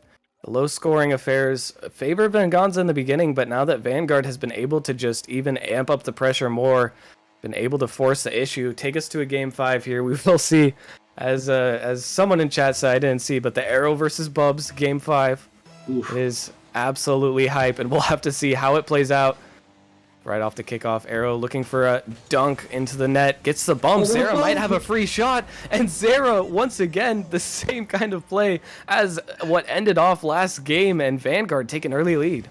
Yeah, so many big names in this matchup, merely. You got Arrow, you got Bubs, you got Fishy, you got Ladog, almost Magic Mike's here as well. But Zera, the relative newcomer, he has made an impact. What a play. The Arrow bump, and Zera, he has been a finisher in this series, and no bigger goal than that one here in Game 5 to try to bring this reverse sweep home.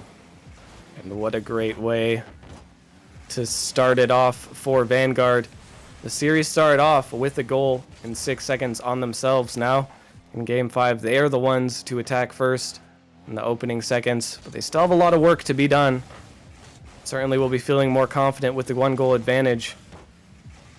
And if I'm Venganza, they have been trying the same strategy that won them games 1 and 2 for the last 2 games as well, but it hasn't really been working out. If it weren't for that, we'll say own goal, but a small lapse in defensive prowess from Vanguard in the last game.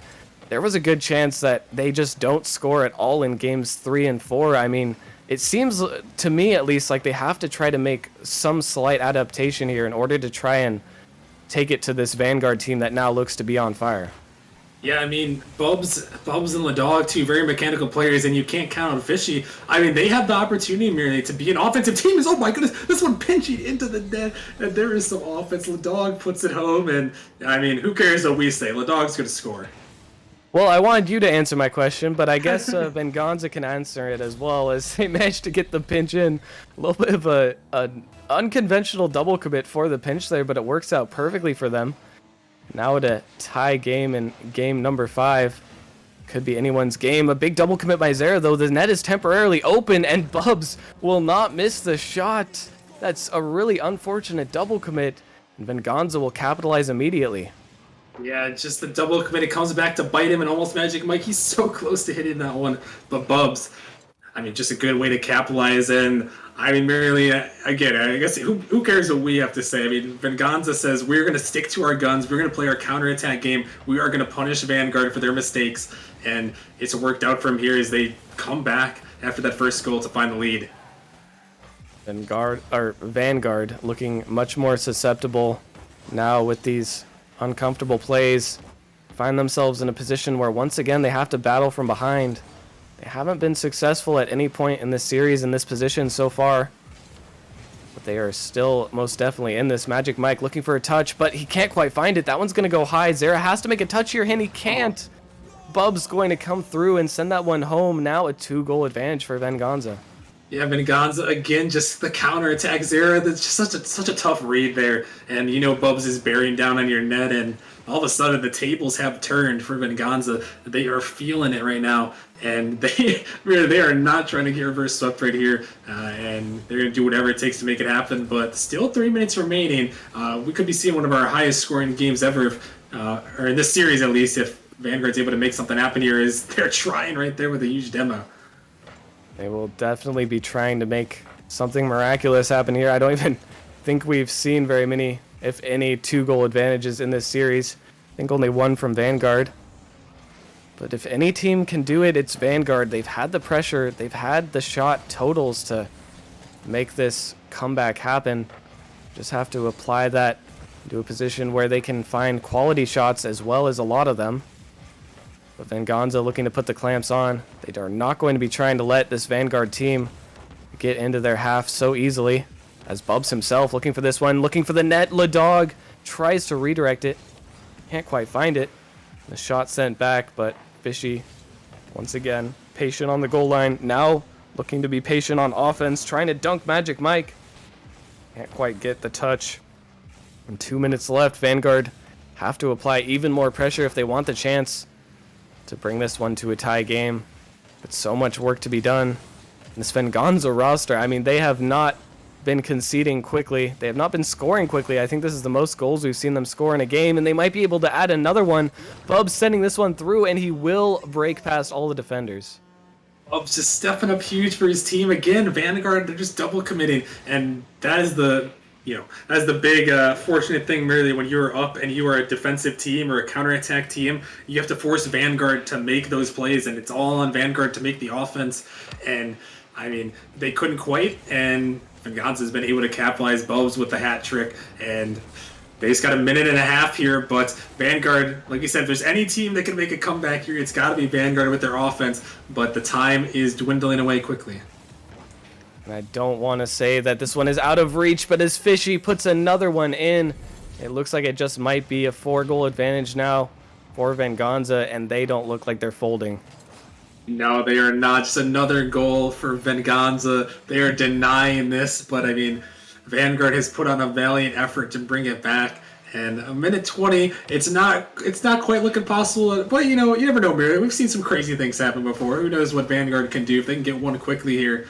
Might have a chance, but otherwise, Venganza will definitely be happy to get this one and give themselves a good opportunity to lock up a playoff spot.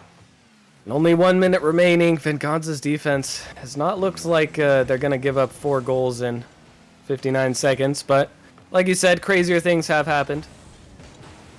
Another shot launched back at the Vanguard half. And they really have to get this ball out quickly if they want any chance. That is a double commit.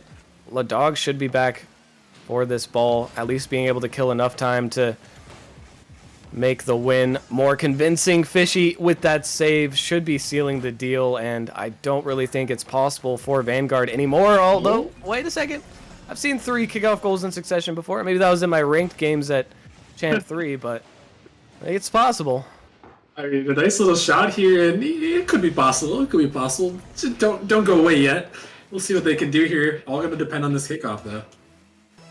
This kickoff, so crucial. We'll see. Magic Mike just goes for a standard kickoff. No shenanigans. They just want to get a clean beat. This one going, but Bubs will send it away, killing so much precious time off the clock from Vanguard.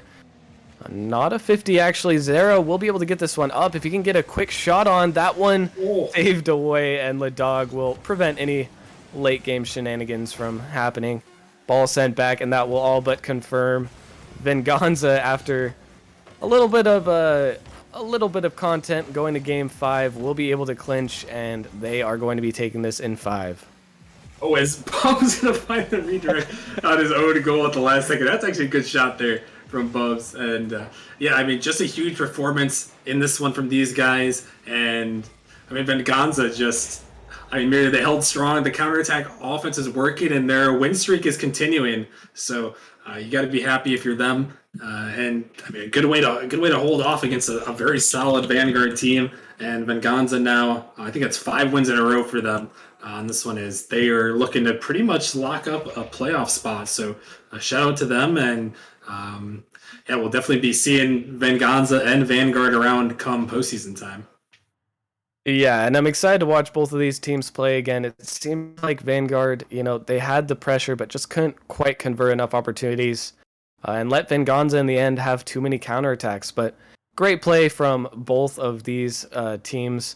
A really exciting Game 5 series. Glad we got to go to the Game 5 after a little sweep in the first one. Was a bit concerned when Venganza went up 2-0, but they managed to bring it back, and overall a great performance from them.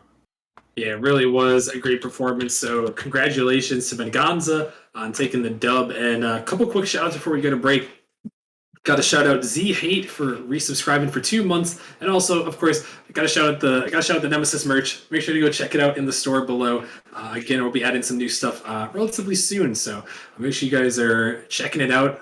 Good quality stuff, and a lot of cool things on there. So make sure you guys go check it out. Go support us, and get yourself some cool Nemesis merch in the process. So yeah, definitely go check out that store. Lots of cool stuff.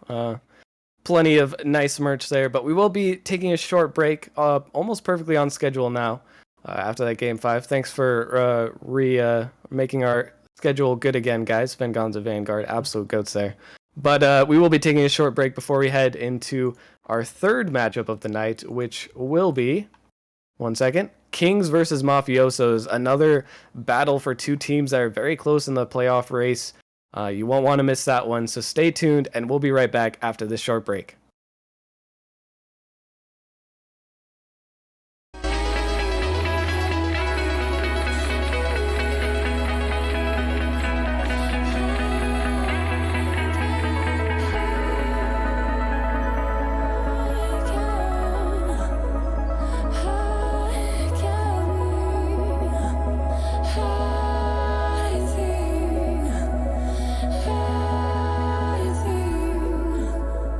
I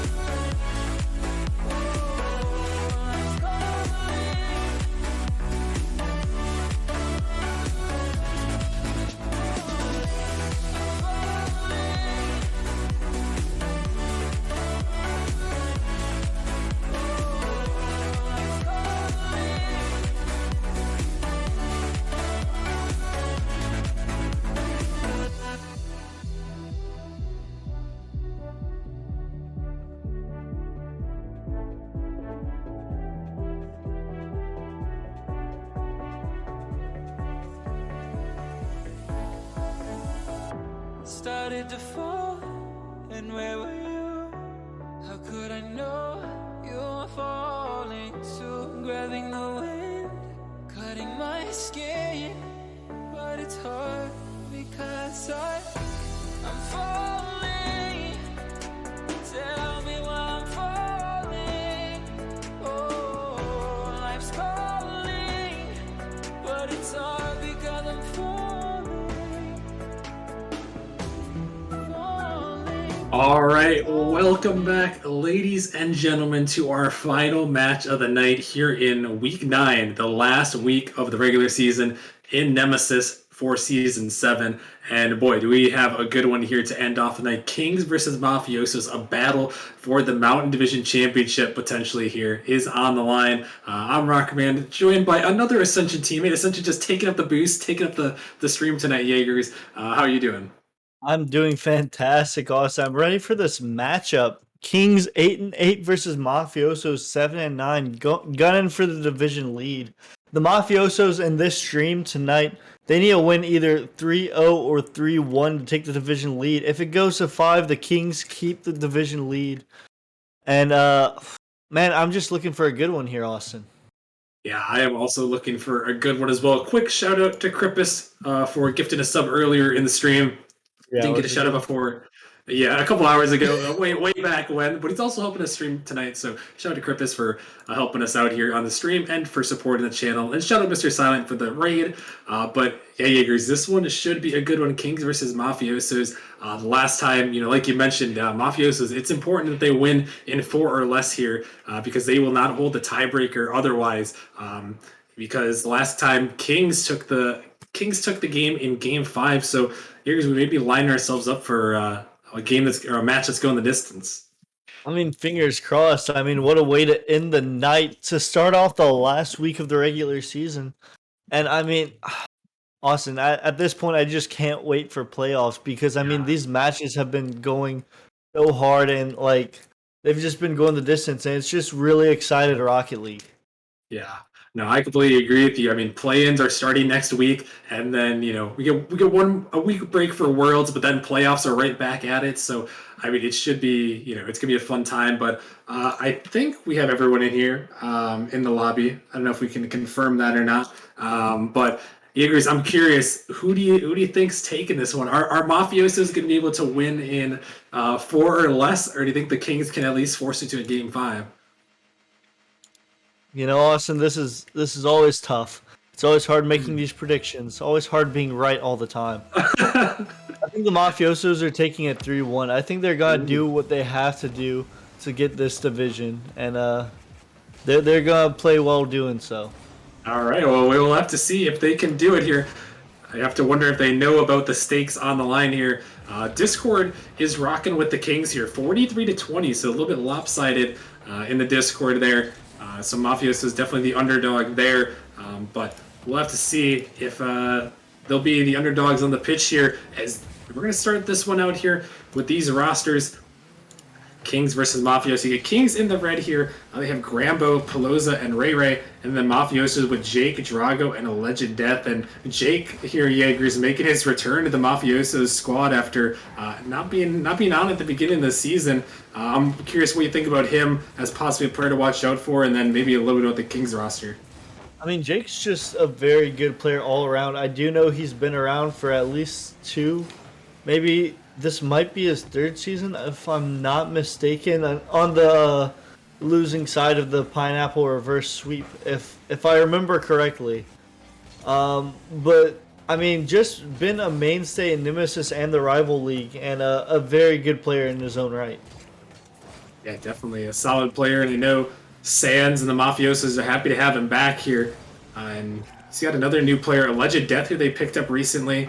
And then Drago, who's been on Mafiosos and helping Sands for a while. So another very solid player there, and definitely a dangerous roster to watch out for. But as are the Kings here, is they've had a few roster changes there, Jaegers, with the Kings. But there's one man that's been the constant. It's the 700-pound man. Ray Ray is back on the pitch here. He's been helping out the Kings all season long and been a solid player. Yeah, I mean, you really can't count out the 700-pound man. he's gonna make it to at least semis. That's as much we know. So be very wary if you're on his side of the bracket, because the man's been a mainstay in Nemesis and performs well in playoffs at least up to the semifinals. Austin. He does. He's been around Nemesis for a while, and you're exactly right. He's been a name in the Challenger League for a while. Moved to Rival League recently, and we're to see what he can do in this matchup. As we are past halfway, still 0-0. But here comes Grambo putting his name on the scoreboard here, and it's 1-0 early for the Kings. Rambo, not a player I've really heard of before, but quick enough to get that first goal of the series. And a Season 5 Dunk Master to boot, so he must be goated in the air. That's true. I do know Grambo. Me and him were some buddies back in a league that shall not be named, and it's good to see him on the pitch here back in Nemesis and making his name known in this matchup. And that's a great way to start. As here comes the 700-pound man, 50 it towards the net, but it's not quite going to find its way through. As this ball off to the side, Alleged Death looking to stay with it, but no boost. Going to leave it for Drago. Off the backboard, and Ray is going to send it a long way back. Jake trying to get the touch, but a little bit awkward here as this one. And, Jaegers, that's something to watch out for is, oh my goodness, the Kings diving hard on this ball. And might have a counterattack opportunity. Actually, Drago trying to get over the middle, looking for a teammate for the passing play, but it's not going to go. But I was going to say, Jaegers, one of those things that can be hard is Pelosa put a shot on that. And I'm just going to keep getting interrupted by these guys. But maybe I can finish my thought here. One of the things that can be difficult, Jaegers, is when you got a new roster towards the end of the season, trying to get that chemistry in order before the postseason. Absolutely. I mean, chemistry is always an issue for those squads, but I mean, I've seen some very scary squads who just kind of got together right before the playoffs happened, and sometimes people just click, Austin. And I mean, that's what this team is looking to do here. Yeah, definitely, and we'll have to see. Mafiosos have been on a tear. Again, if I recall correctly, I think they're on a 4-match winning streak here. So, looking to bring it back, chasing back towards this division lead. And like we said, if they can win 3-0 or 3-1 tonight, they'll have that division lead. But now they're down here in this game number 1. 50 seconds remaining. Alleged Death off the backboard. Ray with a nice touch. As it's still floating, but Pelosa is going to find that huge clear as the time ticking away. And Grambo can't connect, but he's taking his time, making sure he gets a good clear, wasting a couple seconds away.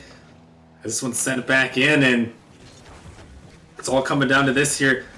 The Mafiosos have to put on some offensive pressure, otherwise the Kings will be taking this first game.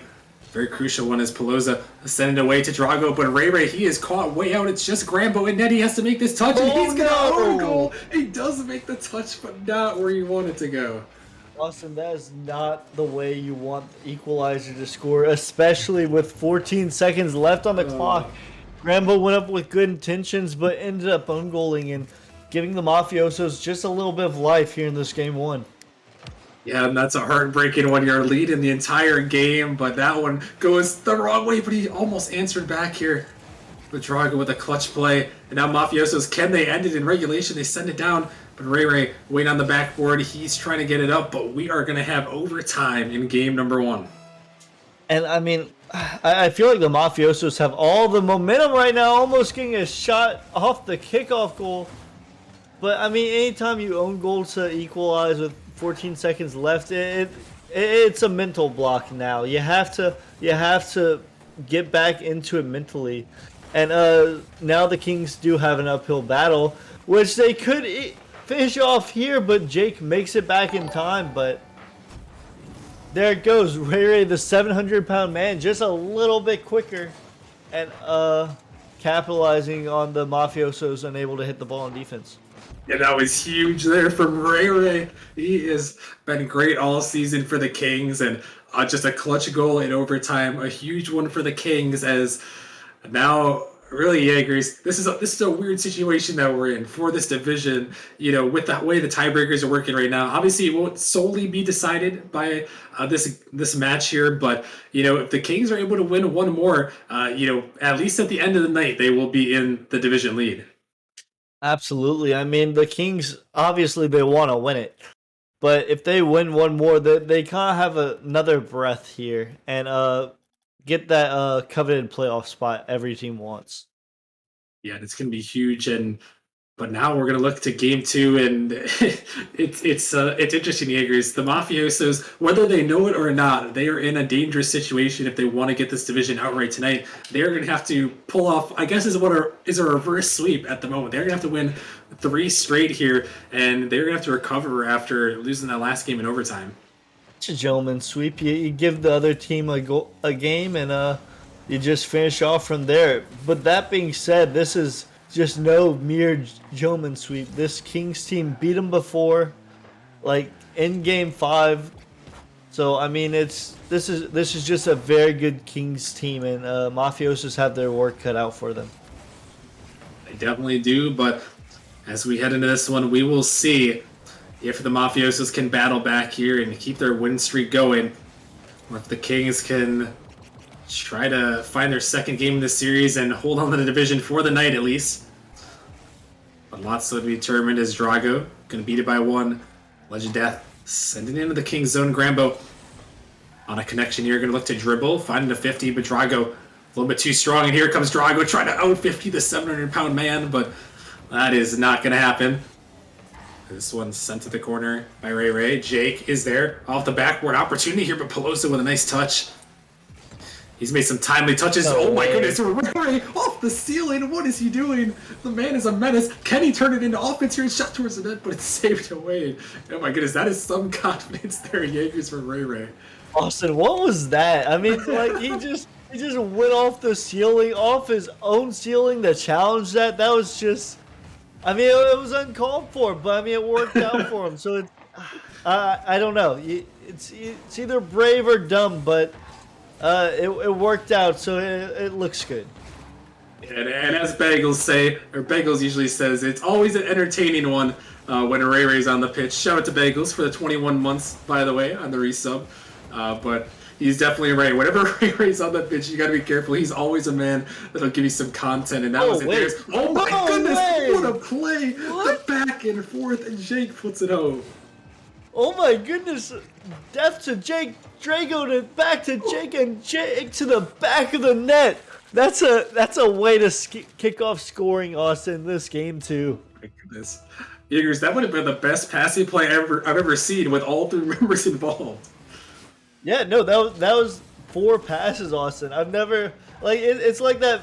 Oh my goodness, Jake and Drago just gonna collide, gonna escape from one there.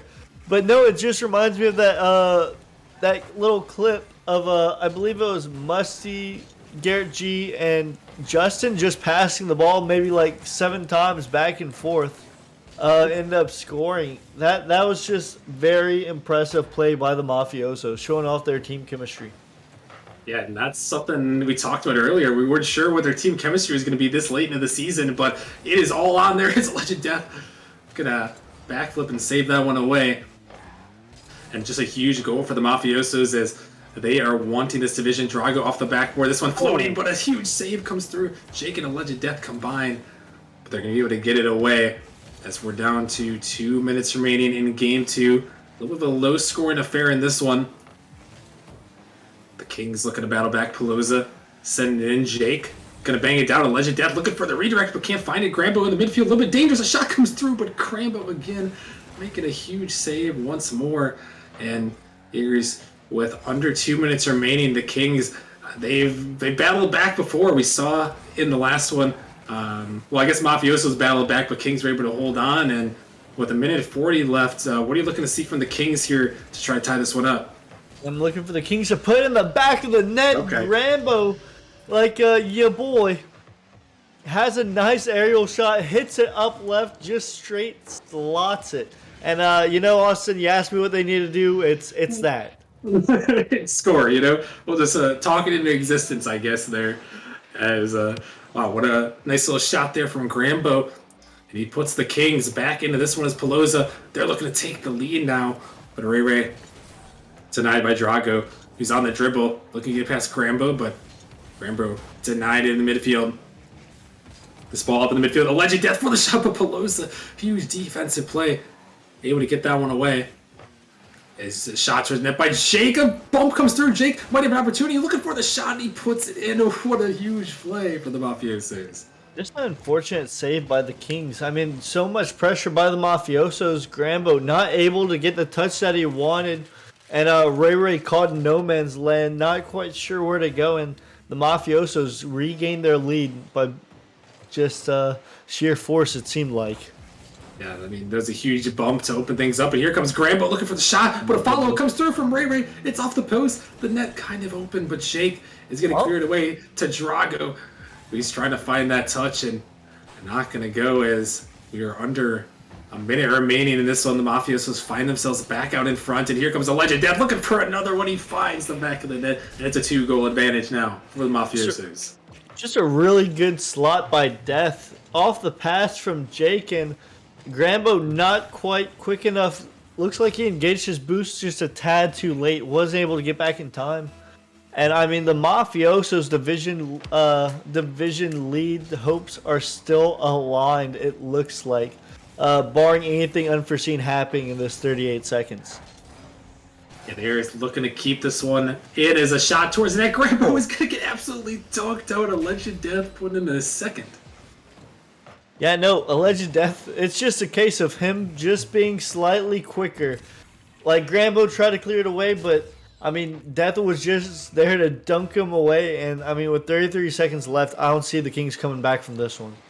Yeah, this is going to be a tough one to come back from, but 30 seconds, we'll see what they can do here. As this ball in the midfield, send it back towards their net. That is not going to do it, and that may just strike disaster for them here in Game 2. I mean, if you thought they could come back after the fourth goal loss, and I mean after the fifth one, it's all but said and done. So, I mean, GG, go next for the Kings. Yeah, they're gonna have to refocus as we'll be headed into Game 3 after this one. But Mafiosos, Jaegers, I mean, a good performance by them, able to bounce back here when they needed it for this division, like we talked about earlier. Don't want to keep hitting it too much on the head, but the Mafiosos have to win 3-1 or 3-0 to hold on to the division outright tonight, because the last match they played was a 3-2 win for the Kings. So they need this one, and they started off here with a win in Game 2.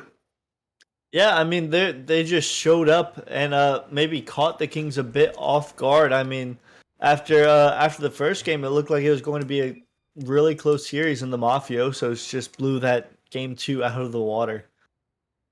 Yeah, I mean, they really did. And 11 shots for the Mafiosos compared to 6. I mean, a good performance from them all around. I mean, Jake was throwing in a couple of goals, Alleged Death. I mean, everyone on the Mafiosos roster was involved in that one. And I mean, of course, they had that pass in place. So, I mean, the Mafiosos maybe feeling a little bit, maybe like you said, the gentleman's sweep maybe coming into alignment here. But what do you think? What do you think we're going to see here as we're about to head into Game 3? I don't know. I think it's going to be a closer game because you don't see blowouts like that very often. But I mean, I'm looking for Ray Ray to put some shots on target. He had 5 shots. Like, his team had 6. Ray Ray had 5 of them. Didn't have a single goal. So look for Ray Ray to start putting those in. And, we always harp on this, Austin. I know you're a big demo man. But I mean, that might be what the Kings need to win this Game 3. Yeah, they did. They did have a couple of demos there. Pelosa kind of led the way with 3 demos in that last one. Kings had a total of 4 compared to 2 for Mafiosos. So we'll see. I mean, I know I am like you said, a big proponent for demos, and if you can open up some space for the Kings, maybe that's the way to go here. So would love to see some demos to open up some space. But I mean, the Kings, we know they can win Jaegers. They won in Game 1, but I mean, Mafiosos kind of gave them one right in the chops there. So I mean, this is going to be a really crucial game. Every game from here on out is going to be crucial for the Mafiosos, but especially for the Kings for this series. If you can come out on top in Game 3 here, set yourself up good to take the series. Oh, absolutely. I mean, if the Mafiosos win Game 3, they are sitting pretty. And I mean, the Kings, they just need one more win to retain their division lead, at least for another game. But that being said, I mean, the ball is in the Mafiosos' court. They have all the momentum right now. And all they need to do is just not get too cocky, build upon what they made in game 2, and I mean they should be fine. I think unless this extended break gets their adrenaline a little bit lower. Yeah, we're waiting on one player from the Kings to hop back in here, so bear with us as we wait for the 700-pound man to hop back into the lobby. So, but yeah, it's gonna be interesting one here, Jaegers, as we're waiting on these guys. But I mean, really, we've seen some good performances from Ray Ray. We saw Jake and Alleged Death in the last game, and yeah, we're just waiting on one here. I'm curious to see if there's anyone you want to see step up more from either of these teams head into these next couple games. You know, Austin, I want to see Drago step up a bit more. He was on the lower end of the scoreboard. I mean Jake and the third's name escaped me. I mean he popped off. No, Death played really well, but I mean Drago he did his part. The score was like 5-1. But at the same time, I do want to see him hit some shots. And on the flip side, I want to see Pelosa pop off. I mean, the dude was just insane back in Challenger.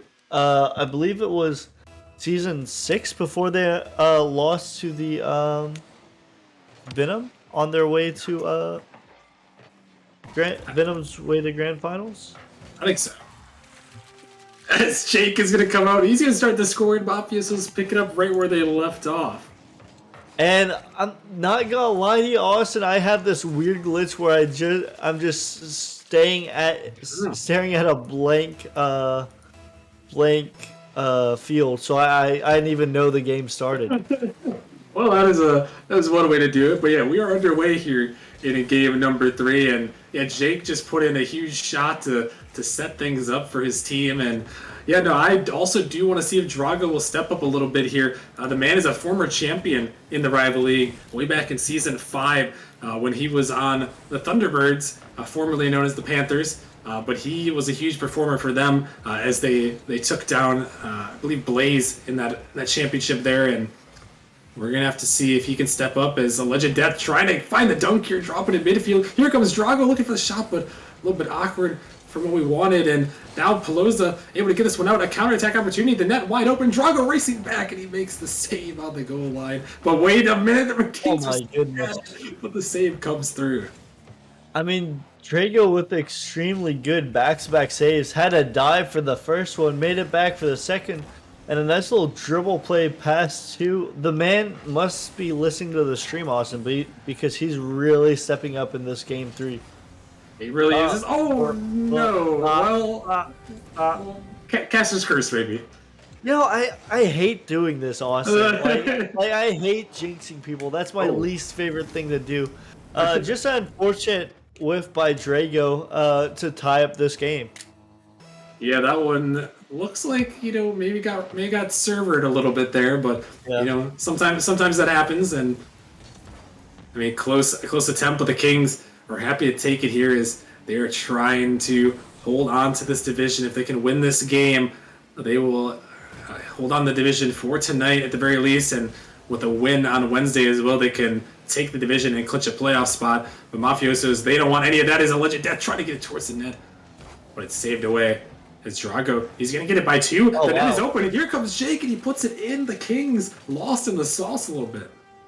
Yeah, no, I didn't see the double commit there, Austin. And I mean, the Mafioso smooth operators just had more than enough time to put in the back of the net. Yeah, they did. And I mean, nice play there. He caught the Kings out just a little bit. And another one just going to go to the back of that Drago. He's going to put in another goal here. I mean, he did have that whiff on the goal line, but we asked Drago to step up, and he has 419 points 2 minutes in, Austin, on pace for 1,000 points in this game. I mean, on pace is a lot different than reality, but I mean, the man so far is playing extremely well. Yeah, asking, we shall receive here. Drago trying to put his team on his back as the Kings are triple committing here. Oh my goodness. A little bit chaotic play style there, but not quite gonna work out as a demo comes through. Ray, he's trying to keep this one down and in. This one sent back out. Pelosa waiting in the back of his zone. So he's going to take this one up off the corner, looking for another one, but Jake, he's all over that and sends it to the side. Gonna find another touch, but here comes Grambo putting it in towards the middle. Drago gonna find a nice pinch as he picks up a savior medal, Jaegers. And as we pass the halfway point, the Mafiosos doing exactly what they have to do here in, what you mentioned could be a gentleman's sweep, a needed gentleman's sweep if they're gonna want to take the division over tiebreaker. Absolutely. I mean, first game Austin, always a warm-up game. You have to get settled, but I mean, the Mafiosos so far are just playing out of their minds. And they're playing a lot better than their record. Hold the phone though, Grambo got to put his team one step closer to winning this game 3 with a nice redirect off of Ray Ray's pass. That is some power right there from Grambo and Ray Ray. He sniped him across the field and a nice shot, and all of a sudden the Kings still back in this one. A 1-goal game, Jaeger, is just so much more different than having that 2-goal cushion. Absolutely. I mean, having the 2-goal cushion, you could go for crazy stuff sometimes. Not, oh my, Drago almost gets a double tap. But that being said, I mean, you're a lot more comfortable with 2 goals, whereas 1 goal, like you mess up once, that's a tie ball game. So there's always that. Oh, is this one off the backboard? The follow trying to come through, and that was almost a tie ball game right there. But not quite. As here comes Drago on the dribble. Gonna flick it by the defender. Can he put it in? Drago trying, but here comes the follow from Jake. Drago sets him up. He's not only got a savior medal, Jaegers, but now he has a playmaker in this one. The man is making plays right here. Gets a flick past one. Not quite able to be put on target, but Jake saves the day, putting in a hat trick. And just a insane performance. Mafioso's building off their Game 2 performance and looking like the team to beat in this division right now. Yeah, they really are, and just showing up here after that first game from the Kings. Mafiosos have battled back, and they are looking for this one. So you've got about a minute remaining here. The Kings, though, only down by 2. Mafiosos starting to feel a little bit more comfortable and getting their cushion back. See if the Kings can get something in the final 60 seconds. Ray looking for a 50, but it's just sent off to the side. Popping up. Pelosi can't make the touch. This could be dangerous. Alleged death pops up. Here comes Drago for the shot. No, we can't put it on. But a close attempt as he almost passes the 700 score mark there. And that would have been probably the dagger there, Jaegers, if he could have hit it. But still 40 seconds left for the Kings to try to make something happen. I mean, this Mafiosos team is really playing good right now. I mean, the Kings just need to stop the momentum that the Mafiosos had. I thought maybe the break would give the Kings a little bit of momentum, but like this Mafiosos team really just picking up where they left off, are in prime position to finish off this showman sweep and not win their division, put themselves in the division lead. Yeah, it'll be pretty close to winning the division here. As the winner of this one, it may just determine that as the final seconds tick away, and that will do it for this game. Game number 3, the Mafiosos come up clutch, Jaegers, and they are 1 win from taking this series and taking that division lead heading into the final game. I mean, we asked Drago to step it up, and Austin, he dropped a 700 bomb on us. That was an absolutely insane performance by him. 1 goal, 3 assists, and 3 saves. He was just diming out his teammates right there. Yeah, Jaegers. I mean, we talk about we want to see him step up, and what does he do, Jaegers? He scores 723 score in that game, and he almost actually beat the Kings combined, Jaegers. The Kings only had 918 between the 3 of them, but Drago comes out with 723, and I mean, just a huge performance from him, and they are they really want this division, Jaegers. Absolutely. I mean, you were saying this is a new roster, Austin, but I mean, the way this team's playing, they look like they've been playing together for weeks. And, I mean, this could be a very scary team come playoff time. Yeah, it definitely could be, as we are going to be getting to game number 4 here, Jaegers, on Forbidden Temple. And it all comes down to this. If the Kings can win this game, Jaegers, it's almost fitting that this game 4 is almost like a game 5. If the Kings win this game right here, Jaegers, they will hold on to their division lead for the night because they'll have the tiebreaker over the Mafiosos. But if the Mafiosos win, they will have the tiebreaker and they'll hold the division. So really, it all comes down to this game number 4 on one of the craziest maps we know, Forbidden Temple. Well, I mean, you expect nothing else from Forbidden Temple. Like, one ball bounces a crazy way, and it's all over. We've seen some crazy things happen here, and I mean, this will be no exception. We'll have to see who is going to clutch up. Will it be the Kings or will the Mafiosos close out this series? Here comes Grambo for the shot. It's off the backboard and not going to find it. This one over to the side. Ray trying to get a touch, but Alleged Death going to get it by him on the dribble. Going to pop it over one, but Grambo, a nice booming clear. But Alleged Death got a good spawn. Jake actually going to cut him off there as this one in the middle. Here comes Pelosa trying to dribble it in the net, and a huge mistake for the Mafiosos. Allow the Kings to strike first. Well, Jake just going to take the ball from Alleged Death, gonna cut his teammate unintentionally, it looks like. I mean, then Pelosa just capitalizes on it. Not the weirdest thing we've seen on Forbidden Temple, Austin, but that just shows me that this game's just getting started. Yeah, it really is, and good on the Kings to capitalize and strike first. They've been almost down and out in this one, but we're going to have to see if they can battle back. Oh my goodness, a pass play attempt. Almost goes through. As this one sent off to the side. Pelosa taking it up towards the net. It's open, but Pelosa, he doesn't have boost to follow. Grambo didn't want to commit super hard as the third man, but he's going to try to commit now as Alleged Death goes underneath him. Pelosa able to get it, and now Jaegers, that opportunity on that last drive there, it was so close. I mean, that's one of the ones that you probably should be scoring there. Oh, absolutely. I mean, the boost monster gets us all, though, Austin. But, I mean, Pelosa just going to beat the last defender, and he's going to make up for that miss. Yeah, he's going to make up and put it in the back of the net. And another huge goal, Jaegers, as the Kings, they want this one. And, Jaegers, if they're able to battle this back and to win this division, they won't have to worry about tiebreakers if they can win the match tonight. So, I mean, they're going to do everything in their power to force this Game 5, and a 2-goal start is very ideal here for them. Oh, absolutely. I mean, 2 goals in 2 minutes, you're sitting pretty. But that being said, we've seen teams come back for more, Austin, and like if any team can do it, I expect this Mafiosos team to do so. Yeah, they have been strong in these last 2 games, and we know that they can battle back. But will they be able to here? Because they're stuck in their backs on Alleged Death, trying to find a read. Jake gonna send this one in for the Mafiosos, trying to find that demo, but Ray just able to get that clear away and find the double. It's Drago sending it into the zone. Pelosa gonna find the touch. This one off to the side. Pelosa on the dribble. Grambo gonna send it up high off the backboard. As the Kings looking for this one, just playing it slow and scored those 2 goals pretty early on, Jaegers, and now the Kings, it looks like things dying down a little bit. It's a little bit of a pre-flip attempt for Ray there, and things kind of slowing down just a tad. Absolutely. I mean, both teams are chilling out. I mean, the Mafiosos sensing a bit of urgency, gonna triple commit, and Ray going to bump his teammate and put the shot off target. Well, that is chaotic. That is chaotic to say the least.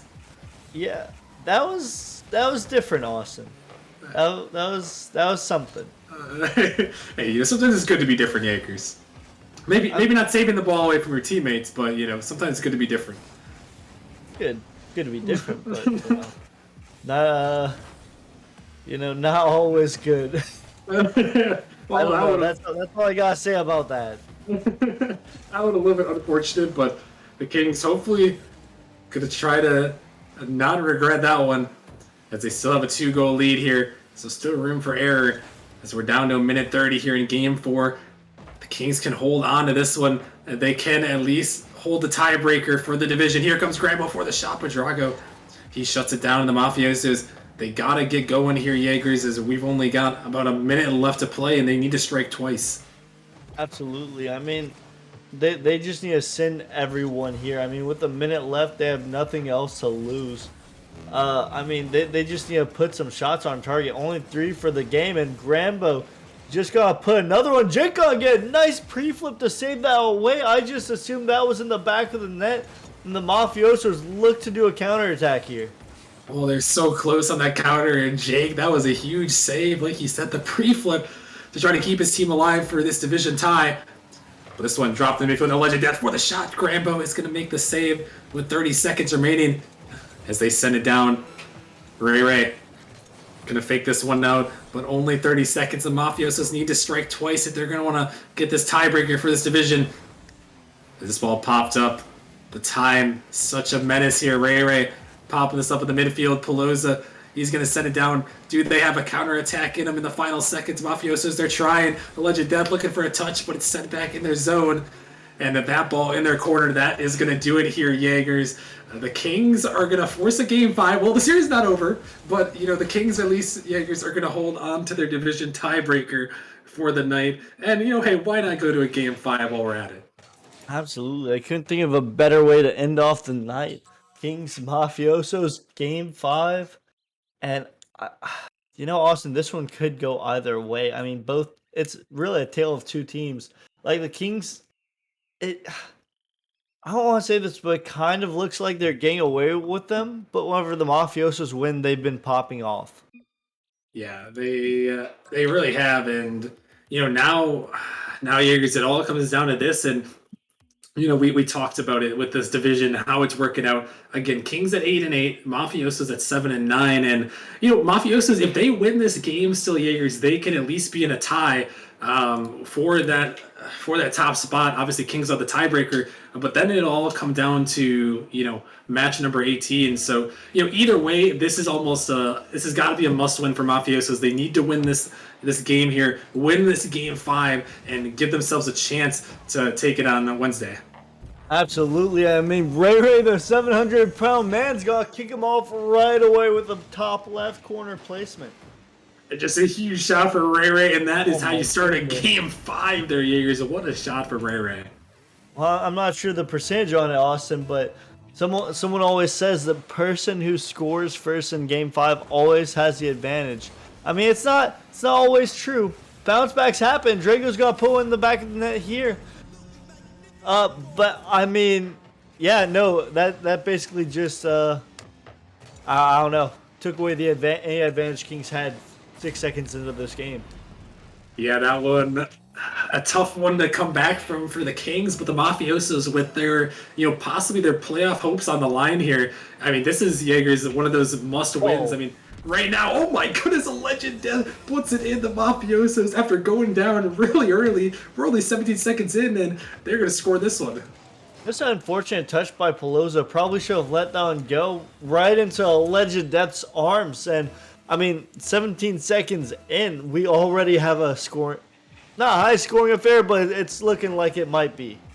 Yeah, and very well could be. And Mafioso is able to battle back after that one, and a huge battle back. As here goes Pelosa looking for the shot, but a little bit high. And yeah, Jaegers, the stakes are on the line. Even if Mafiosos can't lead the division tonight via the tiebreaker, they have to win to even get into the play-ins as a demo comes through. And right now they're sitting in the 12th spot out of the play-in, so really a must-win regardless. So still a lot at stake for them. If they can't win the division, they got to clutch up and try to clinch the play-ins. And I mean, that was a huge battle back, Jaegers, and in this important Game 5, every goal is going to be so crucial for them. Oh, absolutely. I mean, like, there's an absolute fire lit under the Mafiosos at this point. They're just trying to get into the play-ins. Meanwhile, the Kings have the division lead all but locked up.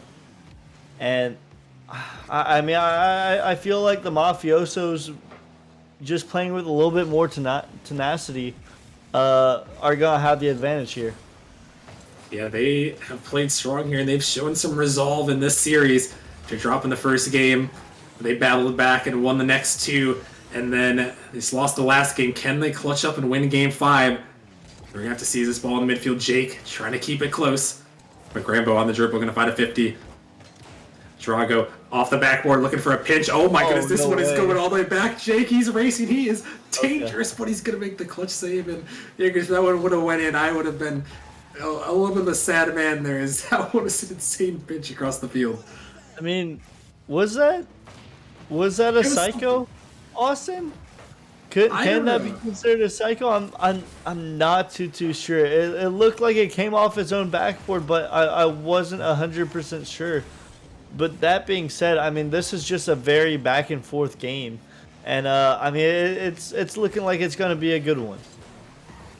It does look like we might have an epic conclusion here as the Mafiosos are double committing on that ball, trying to get it through as we pass the halfway point in game number 5. Jake on this one, looking to get a touch, but finds a demo on himself. Instead, is Drago is going to get it by 1. They're going to get it by 2. Can Alleged Death turn it into the midfield? Doesn't have the 50 to work his way, but that one, a close attempt. So we're about 2 minutes gone by. The Kings, after striking it first, they are looking for something in their arsenal, Jaegers. 2 minutes remaining, and they are still looking for their second goal of this game. I mean, the Mafiosos, like, after 17 seconds in, there hasn't been another goal. I mean, we were just kind of treated, like, at the beginning of this game, and ever since then, the pace slowed down astronomically. Yeah, I think the Mafiosos know that this is pretty much a must-win game for them to make the play-ins. And if they want a chance in their division, is a passing play. Drago for the shot, it's off the post. The follow, not quite there. Jake for the shot, he puts it in. Jake clutch for the Mafiosos. Oh my goodness, Drago with the shot, barely missing. Alleged Death with a fake, keeping the defense, having to respect it. And then Jake just with the placement top left to put his team like in prime position to take this game 5. Yeah, a huge one there. As now the Kings, they're going to have to battle back once more. 1:30 remaining. The Mafiosos are up. As this ball sent out, Ray going to pop it over. Alleged Death, last man back. Going to have to make a nice clear, and he does. But Grambo, he's all over it. As the Kings looking desperate to attack here. This ball dropping in the midfield. Kings, Ray can't touch it, but it's going to be sent away. But only momentarily as Grambo finds it back in. No boost to work with, though. He's trying to get to it. Looking for a 50, gonna get it by 2. The net is open, but Ray can't connect. It's so close. But now Jaeger's only 60 seconds remaining. The Kings down by 2. And I mean, the Mafiosos getting away with one there, and possibly getting away with another one here as the ball bounces dangerously off the side post. But the Kings need to get on offense. Down 2 goals, they just need to do whatever they can to get some pressure on this Mafiosos defense. Yeah, they really do, and the time is ticking away here for them. Can the Kings find the counterattack? Will the Mafiosos keep their hopes alive? A shot towards the Alleged Death. He's popping it up for a teammate. Here comes Drago. Drago again. He can't put it home, but it may not matter. As the final seconds here, the Kings, they need to score here. Pelosa trying to get to it, but it's sent away. And now 10 seconds remaining. The Kings need an absolute miracle, and that is not going to do it there as this one pops up. Over to the side, the Mafiosos are going to do it. They're going to keep their play-in and playoff hopes alive, Jaegers. Well, Austin, I hate to say I was right, but I was right. I was off the game. My counting's a little off, but I mean the Mafiosos took it, and they took this one with a vengeance. And they may not have the division lead right now, but they're fighting for it, and they're looking like a scary team in this upcoming playoffs.